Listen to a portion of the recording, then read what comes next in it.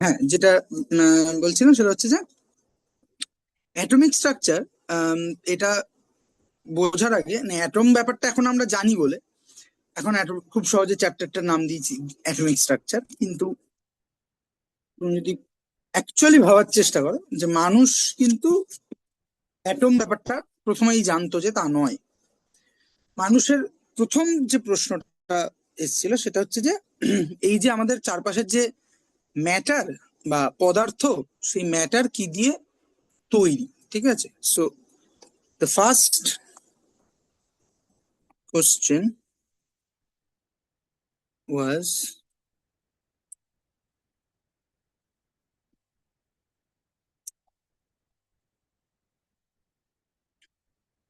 What is matter. ঠিক আছে, তো এটা তো অনেক বড় একটা প্রশ্ন, হোয়াট ইজ ম্যাটার। এটাকে নিয়ে অনেকগুলো ডিফারেন্ট ডিফারেন্ট অ্যাসপেক্টে আলোচনা করা যায়। আমাদের উদ্দেশ্য তা নয়, মানে আমরা ওই একটা জিনিস নিয়ে পড়তে বসি, আমরা অ্যাটমিক স্ট্রাকচার পড়া আমার মূল উদ্দেশ্য। ফলে যেহেতু সেটা আমার পড়ার মূল উদ্দেশ্য, আমাকে যেটা করতে হবে সেটা হচ্ছে যে এইখান থেকে মূল যে প্রশ্নটা সেটা আসে একটা সময় যে ম্যাটার কন্টিনিউয়াস নাকি ডিসক্রিট। ঠিক আছে, এইটা একটা সেন্ট্রাল কোশ্চেন আসে। Is matter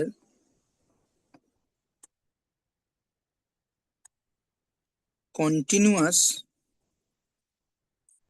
or discrete? হ্যাঁ,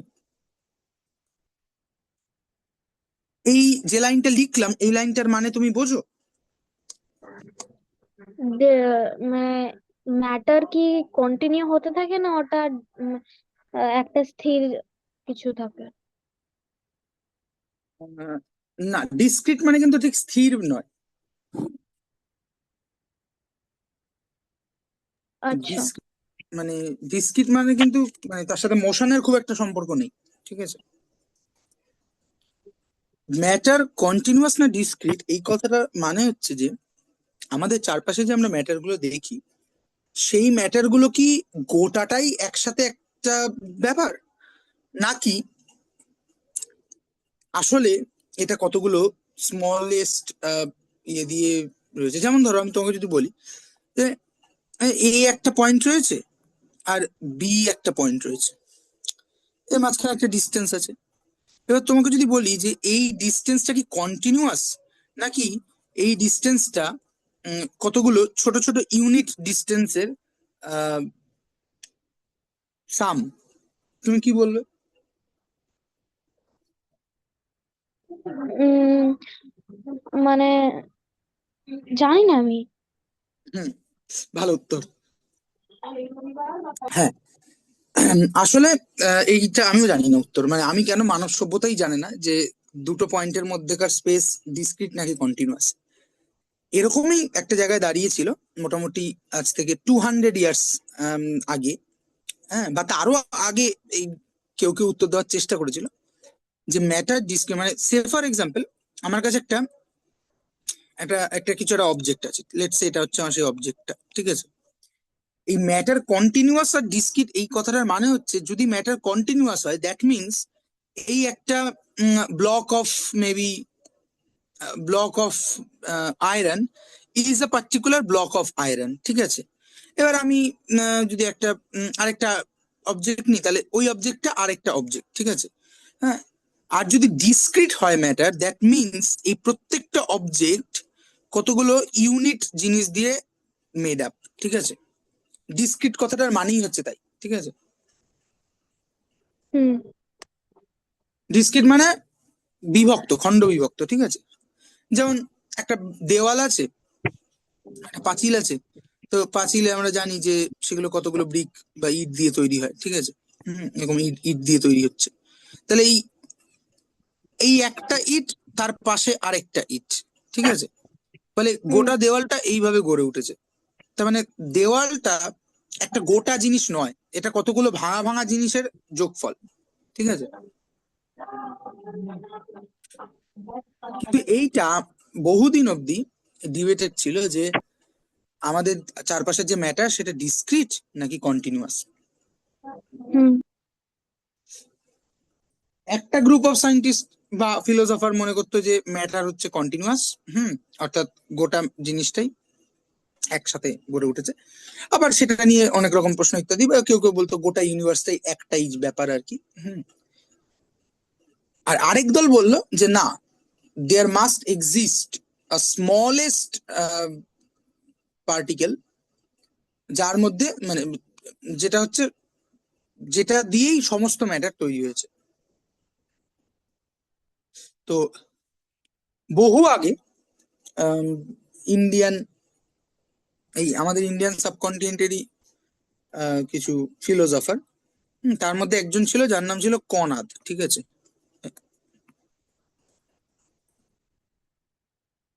কনাদ, ঠিক আছে, সম্ভবত ডবল এন লেখে, তাই লিখে। এই কনাদ বলেছিল যে না, এরকম একটা ইয়ে থাকবে যাকে আমরা বলবো পরমাণু, ঠিক আছে। পরমাণু ইংরেজিতে লিখলাম, বাংলায় পরমাণু, ঠিক আছে। ঠিক তেমনি তারাও এই কনাদ যখন বলছে, আমার সালটা এক্স্যাক্টলি মনে নেই, সাল বলা যাবে না, মানে অনেক আগে, মানে অন্তত হাজার খানেক বছর আগে, ঠিক আছে। তো তারপরে আবার ইউরোপে, আহ, কনাদ বোধহয় 2000 মতো বছর আগে, আর ইউরোপে আজ থেকে 600-700 বছর আগে আসছে ডেমোক্রিটাস, ঠিক আছে। ডেমোক্রিটাস, এই ডেমোক্রিটাস একটা সেম আইডিয়াই বলছে যে ম্যাটার বা every matter consist of some small substructure, ঠিক আছে। ডেমোক্রেটাস কি কারো নাম? হ্যাঁ, হ্যাঁ, হ্যাঁ, ফিলোসফার একজন, আচ্ছা আচ্ছা। যেমন সক্রেটিস ওরকম।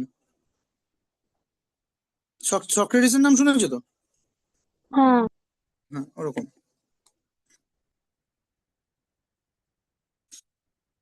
এবার এগুলো সবই ফিলোসফির লেভেলে চলছিল।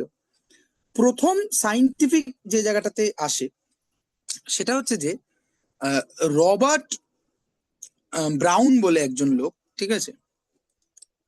এই 18 কত হবে, 1800 মানে আর্লি 1800। আমি সালটা প্রতিবার পড়া দেখি ইনএভিডেন্টলি ভুলে যাই, দেখে বলছি।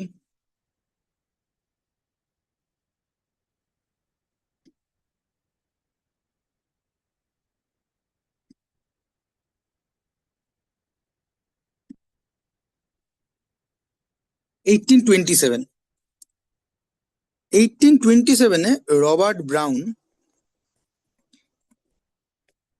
একটা এক্সপেরিমেন্ট করে, ঠিক আছে। কি করে না, একটা পেট্রি ডিশের মধ্যে সে জল বা এই ধরনের কিছু লিকুইড নেয়, তার মধ্যে কিছু পরিমাণ ওই পোলেন গ্রেনস, মানে ফুলের যে পরাগ রেণু আর কি, সেগুলো হ্যাঁ। ছেড়ে দেয়। সেগুলো ছেড়ে দিয়ে এই পরাগ রেণুগুলোর মোশন সে ট্র্যাক করতে থাকে মাইক্রোস্কোপের তলায়, ঠিক আছে।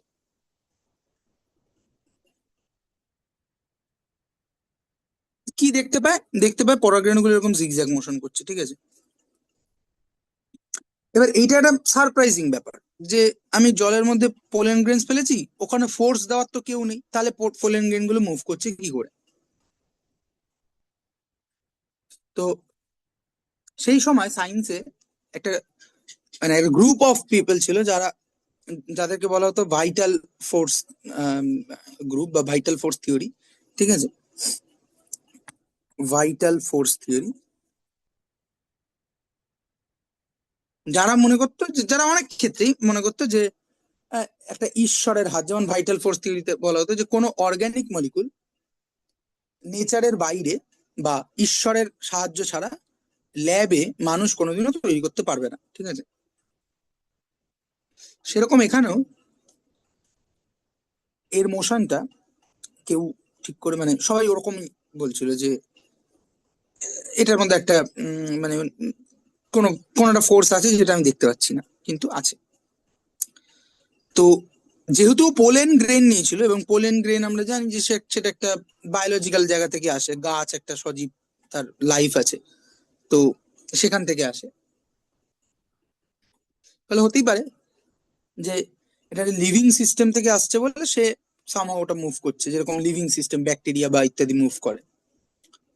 তো এটাকে নালিফাই করার জন্য ব্রাউন একটা ইন্টারেস্টিং কাজ করে, সেটা হচ্ছে যে মানে এটাকে টেস্ট করার জন্য সে চকের গুঁড়ো, আরো অনেক কিছু গুঁড়ো টুড়ো ইত্যাদি, এমনকি হিস্টোরিক্যালি দেখলে পরে মজার, যে ফিংস বলে একটা ইয়ে আছে না, ফিংস চেনো? না, চিনি না। ওই যে মিশরের একটা সিংহের মতো মাথা, হ্যাঁ, সরি হ্যাঁ, হ্যাঁ, সিংহের মতো বডি, মানুষের মতো মাথা। হ্যাঁ। হ্যাঁ, ওই ফিংস এর ভাঙা টুকরো সে কোথা থেকে জোগাড় করে, এবং সেটা দিয়েও সেই সেম এক্সপেরিমেন্ট করে এবং দেখে সেখানেও এই মুভমেন্ট দেখা যাচ্ছে। অর্থাৎ এটা মোটামুটি পরিষ্কার হয়ে যায় যে না, মানে এটা লিভিং সিস্টেমের কিছু ব্যাপার নয়, ঠিক আছে, এটা independent of living or non living system. কিন্তু এইটা 1827 থেকে এইটাকে কেউ ম্যাথামেটিক্যালি প্রুফ করে উঠতে পারেনি। কতক্ষণ অব্দি না, মোটামুটি 1905-এ এসে Einstein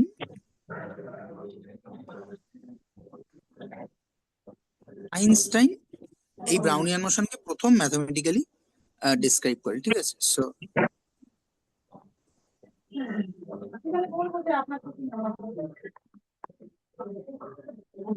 theoretical basis of Brownian motion, ঠিক আছে, এই মোশনটার নাম দেওয়া হয় ব্রাউনিয়ান মোশন, ঠিক আছে।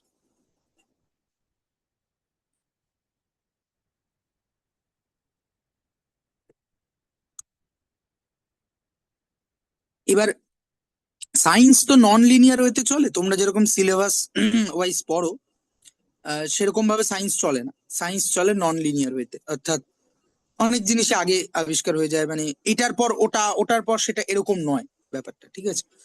তারই একটা ক্লাসিক উদাহরণ, এই 1905-এ অ্যালবার্ট আইনস্টাইন যখন theoretical basis of Brownian motion দিল, সেই সময় অ্যাকচুয়ালি সে প্রুফ করলো যে ম্যাটার ডিসক্রিট। কিভাবে করলো? না, আইনস্টাইনের যে থিওরিটিক্যাল মডেলটা ছিল, সেইটার বেসিক গল্পটা হচ্ছে এটা, যে একটা পাত্রের মধ্যে যখন আমি জল নিচ্ছি, তার মধ্যে যখন কিছু পার্টিকেল ছেড়ে দিচ্ছি, যেগুলো রয়েছে এরকম, তো জলের পার্টিকেল গুলো, জলের যে পার্টিকেল গুলো আছে, জলও কতগুলো স্মল স্মল পার্টিকেল দিয়ে তৈরি, যারা প্রতি মুহূর্তে এই পার্টিকেলটাকে যদি আমি বড় করে আঁকি, ধরো এইটা হচ্ছে আমার পোলেন গ্রেনসটা, তার মধ্যে ওয়াটার মলিকুল গুলো বিভিন্ন দিক থেকে বি- এসে কোলাইড করছে। আর কোনো একটা পার্টিকুলার ইনস্ট্যান্সে এই সকল ওয়াটার মলিকুল কোলাইড করার ফলে যে নেট রেজাল্টেন্ট ফোর্সটা তৈরি হচ্ছে, সেই ফোর্সটার জন্যই এই পার্টিকেলটা কোনো একটা পার্টিকুলার দিকে মুভ করে যাচ্ছে, ঠিক আছে। যখনই এই মডেলটা ম্যাথমেটিক্যালি প্রুফ হলো, তখনই বোঝা যাচ্ছে তার মানে ওয়াটার মলিকুল, মানে ওয়াটার কোনো একটা কন্টিনিউয়াস ম্যাটার নয়, ওয়াটার কতগুলো স্মলেস্ট, মানে স্মল সাবস্ট্রাকচার দিয়ে তৈরি। হুম, সেগুলোকে নাম দেওয়া হলো মলিকুল। অর্থাৎ ব্রাউনিয়ান মোশনের থিওরিটিক্যাল বেসিস আমাকে মলিকুলের এক্সিস্টেন্স প্রুভ করলো, হ্যাঁ। এক্সিস্টেন্স অফ মলিকুলস, ঠিক আছে, এটা প্রুভ হলো। কিন্তু এর অনেক আগে থেকেই, মানে এটা প্রুভ হলো মানে সবার কাছে প্রুভ হলো, কিন্তু তার অনেক আগে থেকেই অনেক সায়েন্টিস্টই ম্যাটার ডিসক্রিট এটা ধরে নিয়েই চলছিল। এবং প্রথম এই ব্যাপারটাকে ক্লাসিফাই করে যিনি, তার নাম হচ্ছে স্যার জন ডাল্টন, ঠিক আছে। হুম, জন ডাল্টন মোটামুটি 1864 অ্যারাউন্ড হবে, ঠিক আছে। হুম, হুম। 1864 অ্যারাউন্ড। ডাল্টন ডাল্টন থিওরি কবে,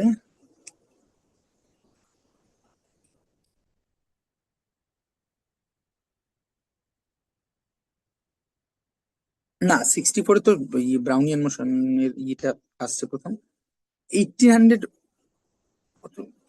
হ্যাঁ 1808, 1808, ঠিক আছে। এতে স্যার জন ডাল্টন জনে বোধহয় ও আগে হয় না? তাহলে জন। তো তাহলে তো ম্যাটারটা ডিসক্রিট হচ্ছে না। ম্যাটারটা ডিসক্রিটই তো, ম্যাটার ডিসক্রিট। মানে তুমি কি বলতে চাইছো এটা বলো একটু।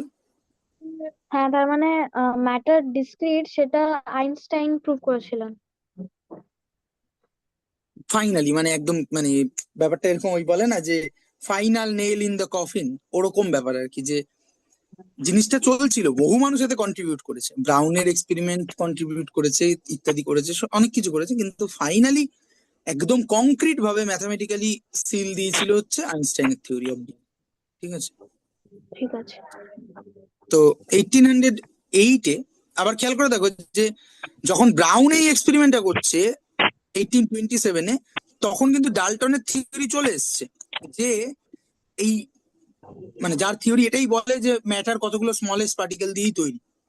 হুম। কিন্তু স্টিল আমরা বলছি যে 1905 মানে ডাল্টনের থিওরির 100 বছর পর্যন্ত মলিকুলার এক্সিস্টেন্সই ঠিক করে প্রুভ হয়নি। অ্যাটম তো মলিকুলারের ভেতরের জিনিস। সায়েন্স এখানে মজা, যে সায়েন্স লিনিয়ারলি চলে না, নন লিনিয়ারলি চলে। ঠিক আছে? কোনোটা আগে হয়ে যায় কিন্তু সেটা পরে গিয়ে প্রুভ হয়, এক্সেট্রা এক্সেট্রা চলতে থাকে। ঠিক আছে? তো ডাল্টন তার থিওরি দিল। ঠিক আছে? তো ডাল্টনের থিওরিতে ডাল্টন কি বললো, ডাল্টনের থিওরির যে মূল বক্তব্য সেটা হচ্ছে যে ম্যাটার সে কতগুলো স্মলেস্ট পার্টিকেল দিয়ে তৈরি। ঠিক আছে? তো ডাল্টনের থিওরির প্রথম বক্তব্য হচ্ছে, এক, matter is composed of very tiny. আচ্ছা, তোমার সাথে কে পড়বে বলছিল, সে দেরি কেন করছে? মানে আমরা তো আজকে অ্যাটমিক স্ট্রাকচারটা শুরু করে দিলাম, আজকে যদি ক্লাসে থাকতো ভালো হতো, যদি পরেই আর কি আলটিমেটলি। ও বলেছিল এপ্রিল থেকে শুরু করবে। মানে সেটার কোনো একটা দরকার নেই, মানে আহ, মানে যদিও এর পরের ক্লাসটা বোধহয় এপ্রিলেই হবে বাই ডিফল্ট, আজকের ক্লাসে তো আর থাকলো না, কিন্তু আম, ওটার খুব একটা দরকার ছিল না। যাই যাই হোক, হুম। Matter is composed of very tiny particles. ঠিক আছে? হ্যাঁ, ও তার নাম দিল কল্ড অ্যাটমস। ঠিক আছে? অ্যাটমস। হ্যাঁ, এবার অ্যাটমকেও আবার আম, দু রকম ভাবে সে ডিফাইন করলো।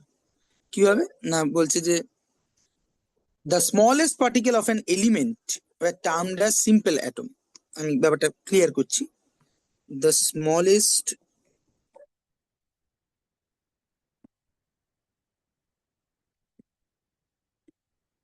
particle of an element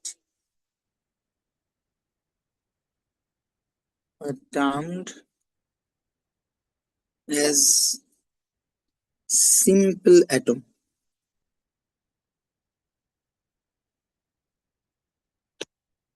Hmm.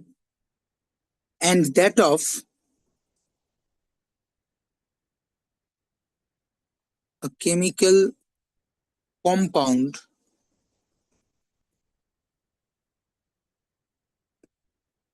were called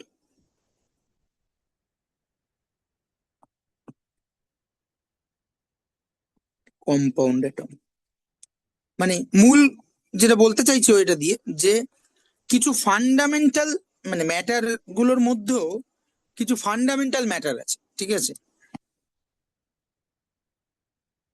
fundamental matter যাদেরকে বলা হচ্ছে এলিমেন্ট। হুম। মানে আমাদের আশেপাশের সমস্ত ম্যাটার এই ম্যাটার গুলোরই মিলিয়ে মিশিয়ে তৈরি হয়। ঠিক আছে? এই ফান্ডামেন্টাল ম্যাটার গুলোর যে স্মলেস্ট পার্টিকেল তাকে বলা হচ্ছে সিম্পল অ্যাটম, এবং অনেকগুলো সিম্পল অ্যাটম কম্বাইন করে আলটিমেটলি একটা কম্পাউন্ড অ্যাটম তৈরি করছে। যেমন হাইড্রোজেন একটা সিম্পল অ্যাটম, অক্সিজেন একটা সিম্পল অ্যাটম, এই দুটো কম্বাইন করে ওয়াটার তৈরি করছে। ওয়াটারের যে স্মলেস্ট পার্টিকেলটা তাকে আমরা বলছি কম্পাউন্ড অ্যাটম। হ্যাঁ, এটা ডাল্টন বলেছিল। আমরা এখন কিন্তু এটাকে বলি মলিকুল।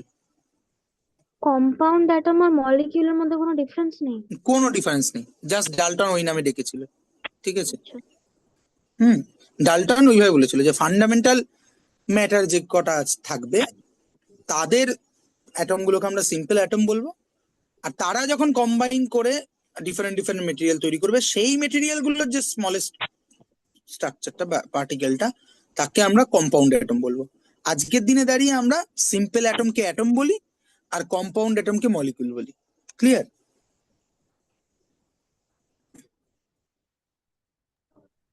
পরিষ্কার হলো? হ্যাঁ। আচ্ছা, 2 নম্বর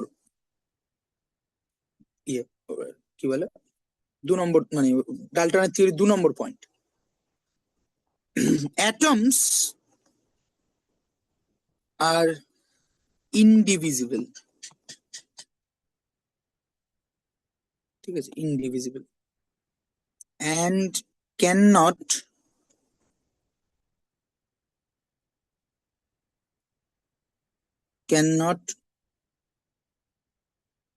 be divided by any physical or chemical means। ঠিক আছে, আমরা পরে গিয়ে দেখবো যে এই স্টেটমেন্টের মধ্যে একটা ভুল আছে, কিন্তু আপাতত আমরা ধরে চলি যে অ্যাটমস আর ইনডিভিজিবল। তার মানে যেটা সিম্পল অ্যাটম যেগুলো পাবো, সেই সিম্পল অ্যাটম গুলোকে আমরা ব্রেক করতে পারবো না। ঠিক আছে, ইট ইজ ইনডিভিজিবল, কারণ ওটাই কখন ম্যাটারের। বলা হয়েছিল? কখন বলা হয়েছিল? এরপরে তো এটা আবার চেঞ্জ হয়ে যায়, কারণ যে হ্যাঁ অ্যাটম হ্যাঁ তো হ্যাঁ আবার। হ্যাঁ, অ্যাটম ভাঙা গেছে। ঠিক আছে, এটা ডাল্টনের থিওরি 1808-এ। ঠিক আচ্ছা। আছে, ডাল্টন এটা বলেছিল যে অ্যাটম ইজ ইনডিভিজিবল। ঠিক আছে। আম, মানে আজকে তুমি জানো যে অ্যাটমকে ভাঙা যায়, সেটা নিয়ে আমরা অ্যাটমিক স্ট্রাকচার পড়বো। ফলে ডাল্টনের এই থিওরিটা একটুখানি গন্ডগোলের, মানে এই লাইনটা যে ইনডিভিজিবল, কিন্তু এইটাকে খুব সহজ একটা ছোট্ট টুইক লিখে বা একটা ছোট্ট ওয়ার্ড কারেক্ট করে এটাকে পুরো কারেক্ট করে দেওয়া যায়। সেটা হচ্ছে যে জাস্ট অ্যাটমস আর ইনডিভিজিবল না বলে বলা যেতে পারে যে atoms are indivisible with respect to their properties. অর্থাৎ অ্যাটমকে ভাঙা যায় না তা নয়, কিন্তু অ্যাটমকে ভাঙলে পরে ওই পদার্থটার, ওই ম্যাটারের আর প্রপার্টিটা এক্সিস্ট করে না। হ্যাঁ, মানে তুমি এখন জানো যে অ্যাটমের ভিতরে কি কি থাকে, প্রোটন থাকে, নিউট্রন থাকে, আর ইলেকট্রন থাকে, জানো তো?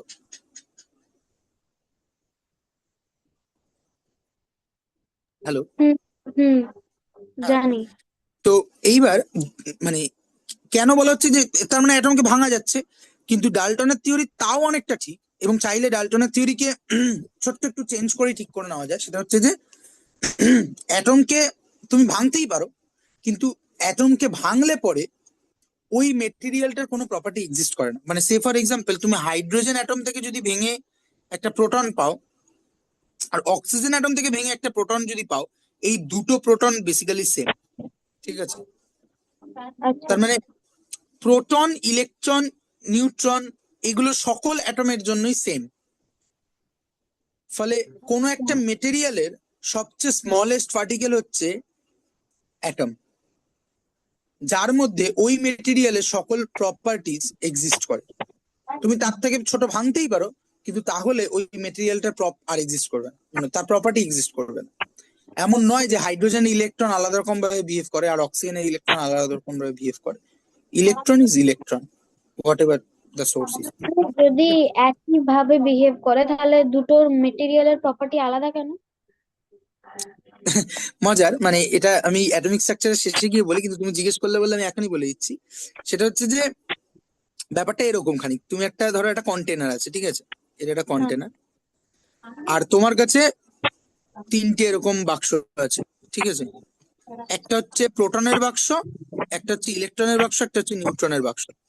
এবার হুম। তুমি কিছু পরিমাণ প্রোটন, কিছু পরিমাণ ইলেকট্রন, কিছু পরিমাণ নিউট্রন অ্যাড করলে পরে তুমি পার্টিকুলার একটা অ্যাটম পাবে। ঠিক আছে, হ্যাঁ। তুমি যদি এই নাম্বার গুলো চেঞ্জ করে দাও, কতগুলো প্রোটন নিচ্ছ, কতগুলো ইলেকট্রন নিচ্ছ, কতগুলো নিউট্রন নিচ্ছ, তাহলে হ্যাঁ। নতুন অ্যাটম পাবে তুমি, ঠিক আছে? অর্থাৎ হুম। অ্যাটমের ভিতরে থাকা পার্টিকেল গুলো সব অ্যাটমের ক্ষেত্রেই সেম। একটা হাইড্রোজেনের ইলেকট্রন আর একটা অক্সিজেনের ইলেকট্রনের মধ্যে কোনো ডিফারেন্স নেই। আচ্ছা। কিন্তু কিন্তু তুমি যে কম্বিনেশনে নিচ্ছ, অর্থাৎ হাইড্রোজেন মানে কি? হাইড্রোজেন মানে হচ্ছে 1 প্রোটন 1 ইলেকট্রন 0 নিউট্রন। হুম। হিলিয়াম মানে কি? হিলিয়াম মানে হচ্ছে 2 প্রোটন 2 ইলেকট্রন অ্যান্ড 2 নিউট্রন, ঠিক আছে? হুম। তার মানে খেয়াল করে দেখো, নাম মানে ডিফারেন্ট কম্বিনেশন অফ এই 3টে পার্টিকেল এক একটা অ্যাটম তৈরি করছে, ঠিক আছে? কিন্তু এই পার্টিকেল গুলো কিন্তু সেম, ঠিক আছে? হুম। বোঝা গেল? হ্যাঁ। থার্ড পয়েন্ট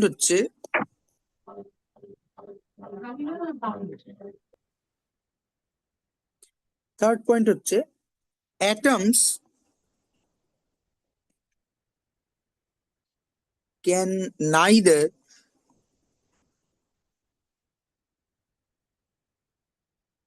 be created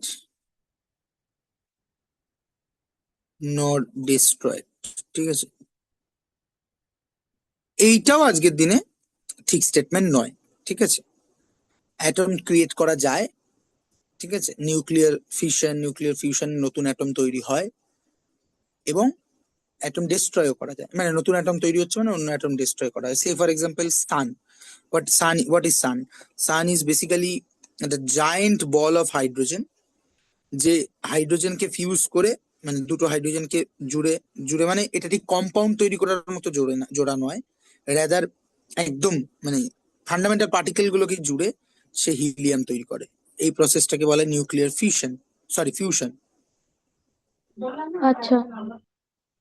ঠিক আছে? তারপরে যে হিলিয়ামটা তৈরি হয়, আবার হিলিয়াম কম্বাইন করে আবার অন্য জিনিস তৈরি করে, ঠিক আছে? এটা কিন্তু ওই কম্পাউন্ড তৈরি হয়, মানে অক্সিজেন আর হাইড্রোজেন জুড়ে একটা মলিকুল তৈরি করছে বা কম্পাউন্ড অ্যাটম তৈরি করছে, যাকে আমরা জল বলছি, এটা সেরকম নয়। এটা হচ্ছে যে একদম একদম অ্যাটমিক লেভেলে গিয়ে জিনিসটা ম্যাচ আপ হচ্ছে, ঠিক আছে? মানে মিক্সিং আপ হচ্ছে। তো এই স্টেটমেন্টটা একটু গন্ডগোল, যে atoms can neither be created not destroy. অ্যাটমকে নতুন অ্যাটম তৈরি করা যায় এবং পুরোনো অ্যাটমকে নষ্ট করা যায়, ঠিক আছে? হুম। তো তারপরে ফোর্থ পয়েন্ট হচ্ছে,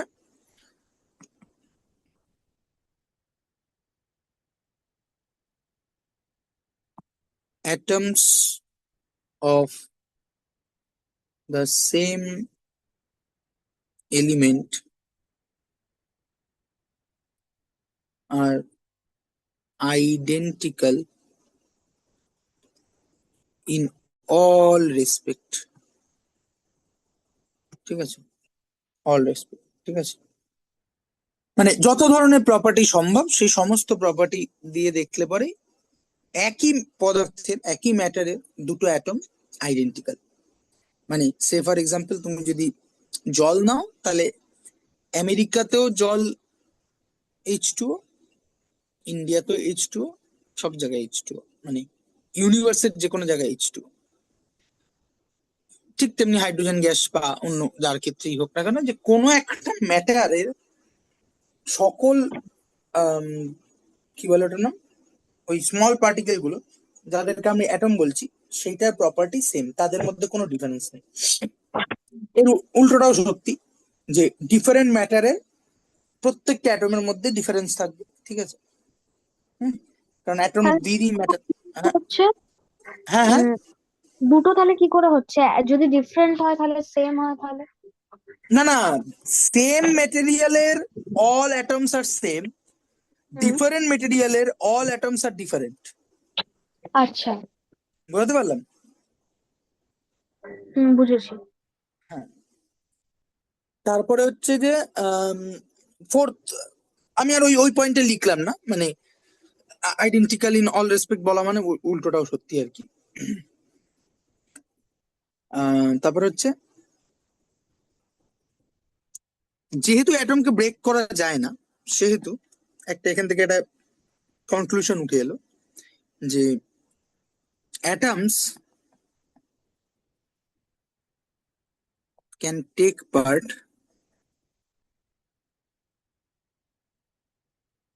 ইন কেমিক্যাল রিয়াকশন, ঠিক আছে? ডিউরিং কেমিক্যাল রিয়াকশন, এই যে আমরা বলছি সিম্পল অ্যাটম কম্বাইন করে কম্পাউন্ড তৈরি করছে, যেটাকে আমরা আজকে মলিকুল বলি, ঠিক আছে? সেইটা কি করে তৈরি হচ্ছে, মানে সেটার মানে কিন্তু সেটা কিন্তু নিউক্লিয়ার ফিশন নয়। নিউক্লিয়ার ফিশনে নতুন অ্যাটম তৈরি হয়, কারণ ওর পুরো অ্যাটমিক স্ট্রাকচার ভেঙে ভেঙে গিয়ে পুরো নতুন অ্যাটম তৈরি হয়। কিন্তু এক্ষেত্রে কিন্তু তা নয়। হুম। এক্ষেত্রে আচ্ছা। শুধু শুধু কম্বাইন করে, ঠিক আছে? কিভাবে কম্বাইন করে সেটা আমরা পরে শিখবো। কিন্তু ডাল্টন কি বলছে সেটা আমরা দেখি, যে atom can take part in chemical reaction, during chemical reaction they combine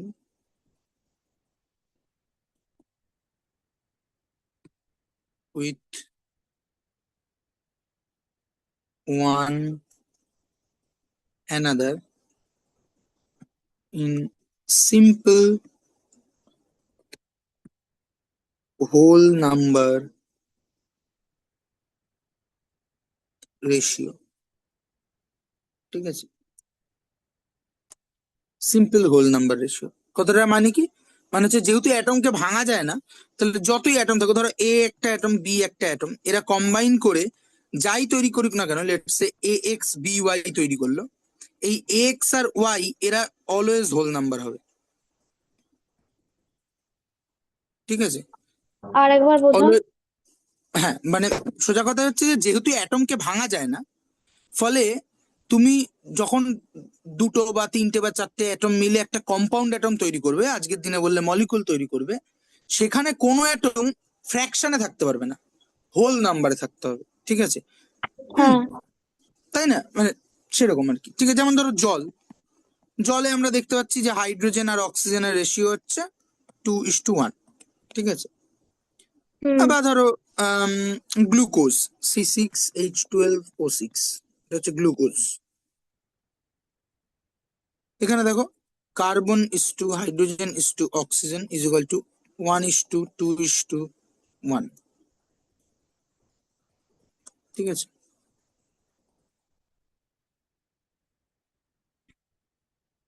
এই হচ্ছে ডালটনের থিওরি, ঠিক আছে? ডালটনের থিওরির বহু লিমিটেশন আছে, কিছু লিমিটেশন বললাম, এখানে আলোচনা করে নিলাম, এক্সেট্রা এক্সেট্রা। তার মানে ডালটন পরবর্তী সময়ে মোটামুটি এটা এস্টাবলিশ হতে শুরু করেছিল যে পদার্থের একটা সবচেয়ে ক্ষুদ্রতম পার্টিকেল আছে, যেটার মধ্যে ওই পদার্থের সকল প্রপার্টি এক্সিস্ট করে, এবং দ্যাট ইজ কল্ড অ্যাটম, এবং এটাকে ভাঙা যায় না। তো মানুষ যখনই শুনতে পায় যে এটা ভাঙা যায় না, ওটা করা যায় না, মানুষের প্রথম রেসপন্স হচ্ছে আচ্ছা সত্যিই কি যায় না, দেখি। তো এইটা ভাবতে গিয়ে তার মানে এক্সপেরিমেন্ট ডিজাইন করবে সে, ঠিক আছে? তো কিরকম এক্সপেরিমেন্ট ডিজাইন করে? সোজা কথায় সে একটা অ্যাটমকে ভাঙতে চাইছে, ঠিক আছে?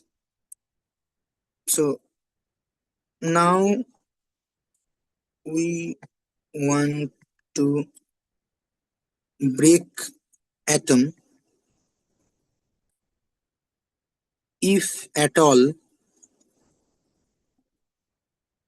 that,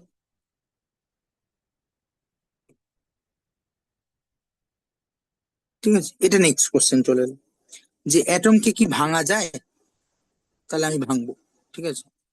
এবার একটা অ্যাটমের সাইজ ভীষণ ভীষণ ভীষণ ছোট, তাহলে অত ছোট অ্যাটমকে তো আমি হাতুড়ি দিয়ে ভাঙতে পারবো না। তাহলে কি করে ভাঙা? মজার কাজ করা হয়, সেটা হচ্ছে যে একটা টিউব নেওয়া হয়,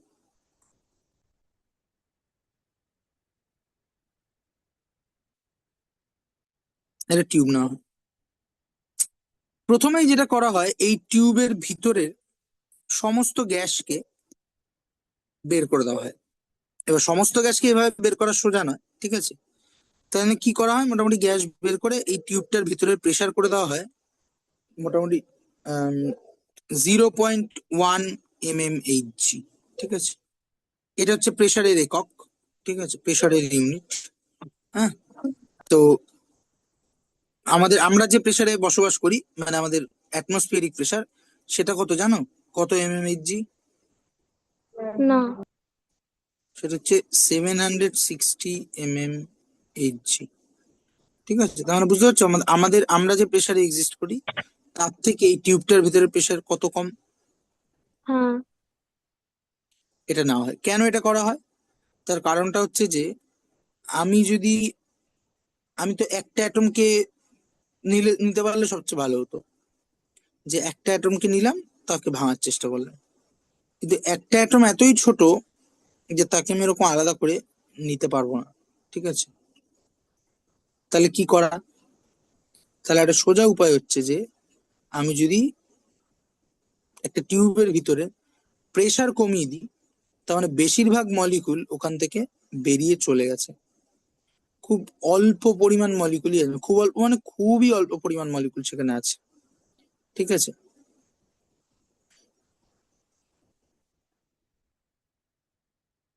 এবার সেখানে দাঁড়িয়ে স্টিল অনেক মলিকুল আছে, ঠিক আছে, কিন্তু যতটা কমানো গেছে আমি কমিয়ে দিয়েছি। হুম। এবার আমার হাতুড়ি দরকার, কিন্তু অ্যাটমকে আমি এরকম হাতুড়ি দিয়ে ভাঙতে পারবো না। তাহলে কি করা? তাহলে উপায় হচ্ছে যে আমি একটা নন কন্ট্যাক্ট ফোর্স নেবো। মানে ফোর্স দু রকমের হয়, একটা হচ্ছে যে কন্ট্যাক্ট, নন কন্ট্যাক্ট।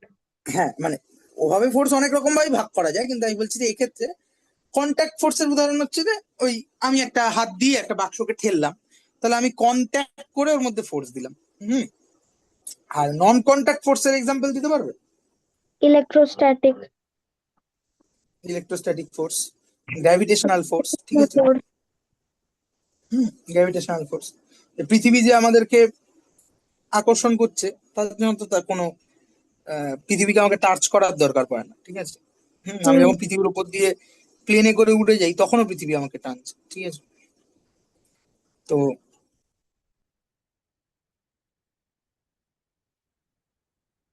এখানে কি চুজ করা হলো? এখানে চুজ করা হলো ইলেকট্রিক্যাল ফোর্স। মানে গ্র্যাভিটি দিয়ে কাজ হবে না, কারণ পৃথিবীতে এক্সপেরিমেন্ট করা হবে, সব জায়গায় গ্র্যাভিটি আছে, আর গ্র্যাভিটি তৈরি করা নিজের ইচ্ছে মতো অত সোজা না। তো কি করা হলো, দুপাশে দুটো ইলেকট্রোড রাখা হলো। কি দেখা হলো? ইলেকট্রোড মানে যেটা দিয়ে কারেন্ট ওখানে গিয়ে ইয়ে হবে, মানে দুটো পোল ক্রিয়েট করা হলো। আচ্ছা। ইলেকট্রোস্ট্যাটিক ফোর্স দেওয়ার জন্য আমার তো একটা পজিটিভ পোল একটা নেগেটিভ পোল দরকার হবে। ঠিক আছে, হ্যাঁ। তো এই পোল গুলো যেখানে মানে মানে যেখানে গিয়ে কানেক্টেড হবে আর কি, সেইগুলোকে বলা হয় ইলেকট্রোড। ঠিক আছে, যেখান থেকে অ্যাকচুয়ালি ইলেকট্রিসিটিটা বেরোবে আর কি, সেই অর্থে যদি বলি। তো দুটো ইলেকট্রোড তৈরি করা হলো এবং এদেরকে একটা হাই ভোল্টেজের সাথে জয়েন করা হলো। কত হাই? মানে 10⁴ ঠিক আছে, হিউজ সেটা। আচ্ছা। এইটা করার পর আচ্ছা, এর একদিকে পজিটিভ, একদিকে নেগেটিভ। আচ্ছা, এদিকটা নেগেটিভ করি। হুম এবার এখানে যদি আমি হাই ভোল্টেজ দিই তাহলে কি হবে? হাই ভোল্টেজ দেওয়া মানে হচ্ছে এইখানে প্রচুর ইলেকট্রন জমা হয়েছে, এখানে প্রচুর ডেফিসিয়েন্সি তৈরি হয়েছে। হ্যাঁ, এবং মাঝখান দিয়ে ওকে যেতে হলে এটা ক্রস করে যেতে হবে। এখন এই কেন ভোল্টেজটা এখানে, যখন এখানে এত বেশি এখানে এত কম কেন? বুঝলাম না। মানে মাইনাস সাইড এত বেশি আর প্লাস সাইড এত কম, মানে বুঝলাম না। ভোল্টেজ মানেই তো তাই, মানে ইলেকট্রিসিটি কি করে জেনারেট হয়? এই যে ধরো তুমি একটা ব্যাটারি রিমোটে আটকেছো, তো দেখবে ব্যাটারির দুটো মাথা থাকে, একটা পজিটিভ সাইড একটা নেগেটিভ সাইড। ঠিক আছে, হ্যাঁ।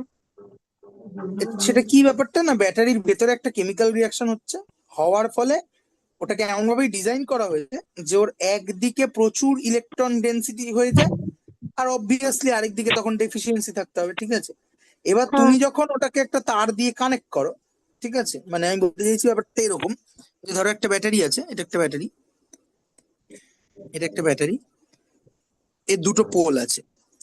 নেগেটিভ পোলে প্রচুর ইলেকট্রন ডেন্সিটি আছে আর পজিটিভ পোলে প্রচুর ডেফিসিয়েন্সি আছে। এবার এখানে কোনো মিডিয়াম নেই যেটা দিয়ে ভালো করে ইলেকট্রিসিটি কানেক্ট হতে পারে, না হলে এখান থেকে ইলেকট্রন এখানে লাফ দিয়ে চলে যেত। হুম। এবার তুমি কি করেছো, তুমি এই ব্যাটারিটা নিয়ে এসে একটা তার দিয়ে জুড়ে দিয়েছো। হুম তার দিয়ে হুম। জুড়ে দিয়েছো। এবার এই যে তার দিয়ে জুড়েছো, এর ফলে কি হবে? এর ফলে এই যে প্রচুর ইলেকট্রন আছে, আমরা জানি যে নেচার সবসময় ইলেকট্রিক্যাল নিউট্রালিটি রাখতে চায়, চার্জ কে এক্সিস্ট করানো মানে এনার্জি বেশি লাগে। ঠিক আছে, তাহলে হুম। যেই তুমি এটাকে তার দিয়ে কানেক্ট করবে তখন কি হবে, এখান থেকে প্রচুর প্রচুর ইলেকট্রন এদিকে চলে যাবে। হ্যাঁ, যতক্ষণ অব্দি ব্যাটারিটা বেঁচে থাকবে ততক্ষণ অব্দি এই প্রসেসটা চলবে, তারপরে আলটিমেটলি পুরো সমান হয়ে যাবে। আমরা সে মাঝখান থেকে যেটা করি যে আমরা শুধু ব্যাটারির সাথে এটা কানেক্ট করি না, আমরা এখানে একটা লাইট লাগিয়ে দিই। তাহলে যেই এটা কানেক্টেড হবে, ইলেকট্রন গুলো এই মাথা থেকে ছুটতে ছুটতে ছুটতে ছুটতে এই লাইটের ভেতর দিয়ে এখানে যাবে, লাইটটা জ্বলে উঠবে। ঠিক আছে, তো এখানেও সেরকম জিনিস করা হয়েছে। আর মানে 10⁴ মানে 10,000 ভোল্ট, 10,000 ভোল্ট মানে হিউজ, এতটাই বেশি যে এর মাঝখানে তো প্রায় কিছু নেই, আমি প্রায় যতটা ভ্যাকুয়াম করা সম্ভব করে দিয়েছি। হ্যাঁ। ফলে ইলেকট্রনটা এখান থেকে এখানে বেরিয়ে যেতে পারার কথা নয়, কিন্তু এত হাই ভোল্টেজ হয়ে গেছে যে এখান থেকে ইলেকট্রন বেরোতে শুরু করে। ঠিক আছে, হুম। বেরিয়ে এদিকে যেতে শুরু করে। এবার যখন এক্সপেরিমেন্টটা হয়েছিল তখন তো ইলেকট্রন আবিষ্কারই হয়নি। হ্যাঁ, না। এই এক্সপেরিমেন্টটা করা হচ্ছে আমার ধারণা 70-80 এরকম হবে, 1800। হুম। হ্যাঁ, 1800 এই এক্সপেরিমেন্টটা করা হচ্ছে, 1879। ঠিক আছে, হুম। তো তখন তো ইলেকট্রনের কনসেপ্টই নেই, রাদার এই এক্সপেরিমেন্টটা করেই মানুষ ইলেকট্রনের এক্সিস্টেন্স কে টের পায়। তো ফলে আমরা যেভাবে দেখলাম ব্যাপারটা, তখন সেভাবে দেখা হয়নি। তখন কি দেখা হয়েছে? তখন দেখা হয়েছে, দেখো তোমাদের বইতে লেখা আছে অবজারভেশন, যদি বই সামনে থেকে দেখো, যে অবজারভেশন হচ্ছে যে এই কাজটা করেছিল William crooks.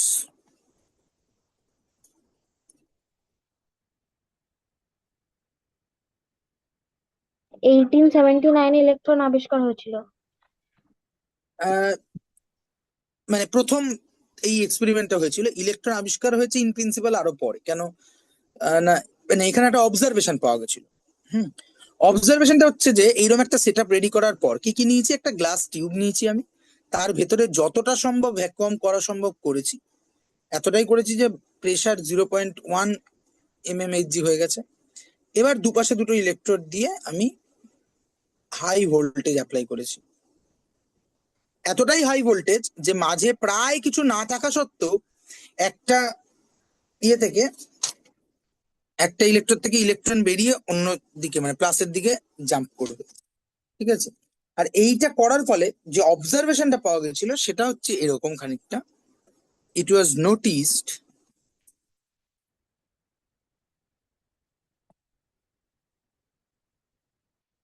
it was noticed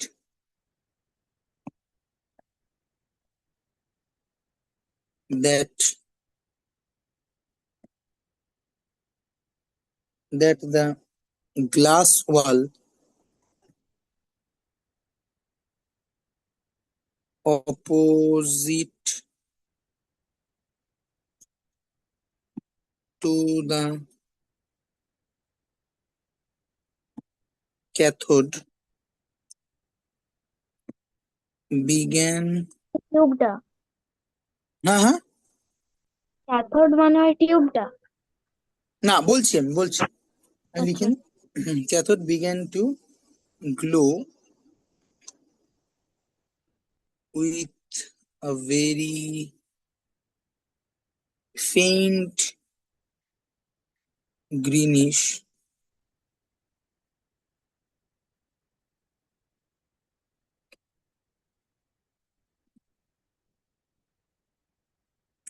light.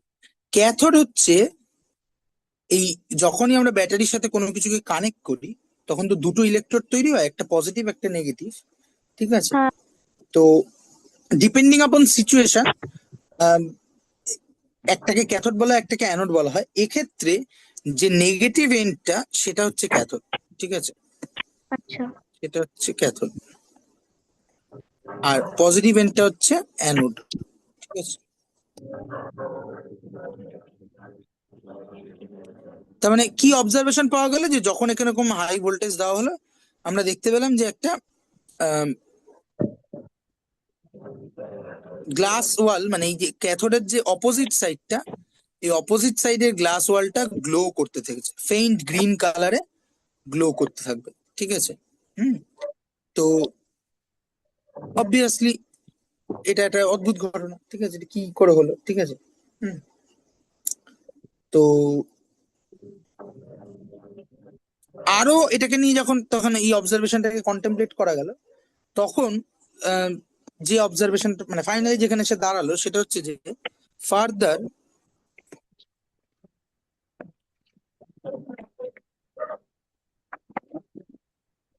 Further investigation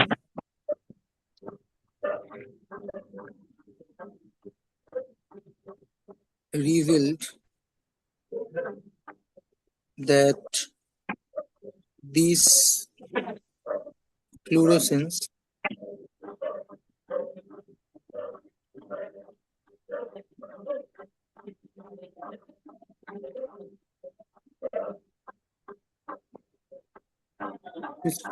fluorescence মানে এই যে লাইট গ্লো করছিল এটাকে ফ্লোরোসেন্স বলে। আচ্ছা। ওই টিউবটার ভেতরে যদি এত কম প্রেসার ছিল, তাহলে ওই টিউবটা ফেটে কেন যায়নি? আচ্ছা বলছি, মানে প্রথম কথা হচ্ছে কম প্রেসারের জন্য যে ফাটবে তার মানে ফাটা আবার দু রকমের হয়, একটাকে বলে ইমপ্লোড আর একটাকে বলে এক্সপ্লোড। আমরা ইমপ্লোড হতে দেখিনি চোখে প্রায়, এক্সপ্লোড হতে দেখি, যা দেখি এক্সপ্লোড হতে, যেটা বেলুন ফেটে গেল, ঠিক আছে। মানে এটা হুম। আমি একটু সাইডে সরে যদি তুমি জিজ্ঞেস করলে বলে বলি যে ধরো একটা ব্যাপার আছে, যদি এটা ধরো এক্সটার্নাল প্রেসার পি এক্সটার্নাল, এটা হচ্ছে ইন্টারনাল প্রেসার, যদি এরকম হয় যে P internal is much much much greater than P external হয়ে গেল, তখন কি হবে যে ভেতরের প্রেসার বেশি বাইরের প্রেসার কম, তখন এই দেওয়ালটাকে জাস্ট বাস্ট করিয়ে বেরিয়ে চলে আসবে, তাই না? হুম। আর যদি এর উল্টোটা হয়, যদি যদি পি ইন্টারনাল মাছ মাছ মাছ লেস দ্যান পি এক্সটার্নাল হয়, তখন কি হুম। হবে, তখন এই বাইরের জিনিসগুলো ভেতর দিকে প্রেসার দেবে, ফলে ও পুরো স্কুইজ করে যাবে, এটাকে বলা হয় ইমপ্লোড করা, ঠিক আছে, ইমপ্লোড। হ্যাঁ, আচ্ছা। একটা এক্সপ্লোড, একটা implode। এখন প্রশ্ন হচ্ছে যে শুধুমাত্র প্রেসার বেশি এত কম তার উপর ডিপেন্ড করছে না, এক্সপ্লোড বা ইমপ্লোড তখনই হতে পারে যখন যে প্রেসার ডিফারেন্সটা আছে সেটা উইথস্ট্যান্ড করার মতো স্ট্রেংথ এই বাউন্ডারিটায় নেই, ঠিক আছে। হুম।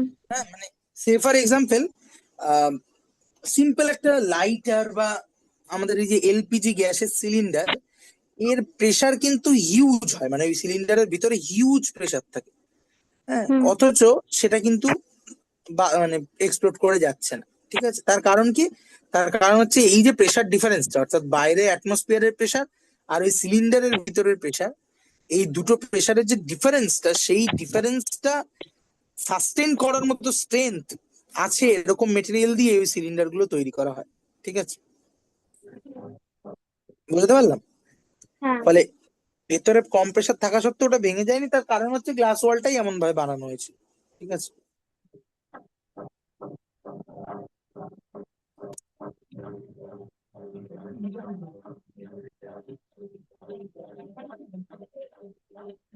এক second দাঁড়াও, আমাকে মেসেজে রিপ্লাই পড়ার কাছে সারাদিন পড়িয়েছি আর তড়িৎ দিচ্ছে না, একটা পড়ানো ছিল সেটাকে সরাতে হবে। কোথায় কোথায় কোথায় কোথায়? উম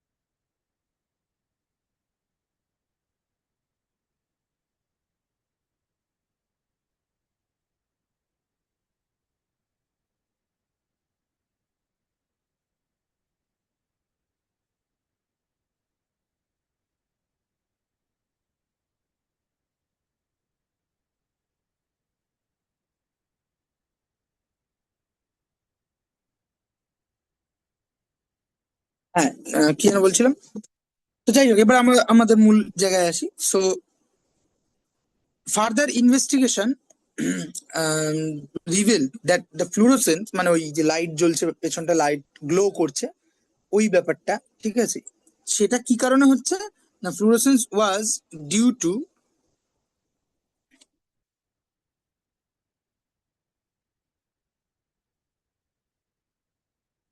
বম্বার্ডমেন্ট। মানে? বম্বার্ডমেন্ট মানে হচ্ছে, বাংলাটা কি হবে মানে,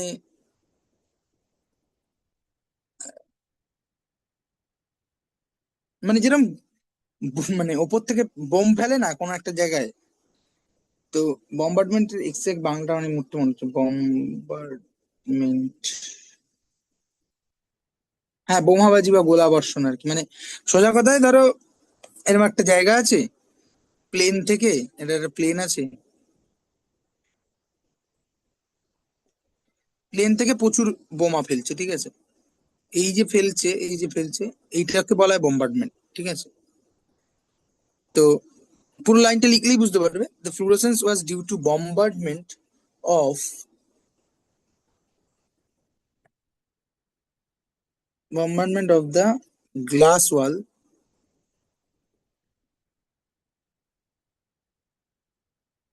glass wall by certain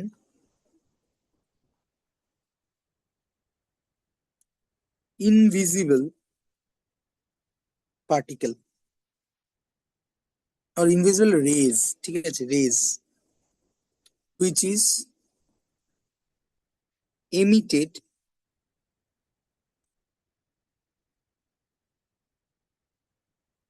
emitted from cathode surface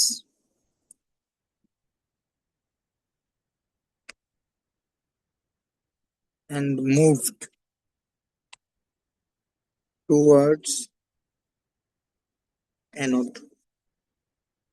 মানে হচ্ছে কি ব্যাপারটা, যে এইটা হচ্ছে আমার ক্যাথোড ধরো, নেগেটিভলি চার্জ, এই হচ্ছে আমার অ্যানোড, ঠিক আছে।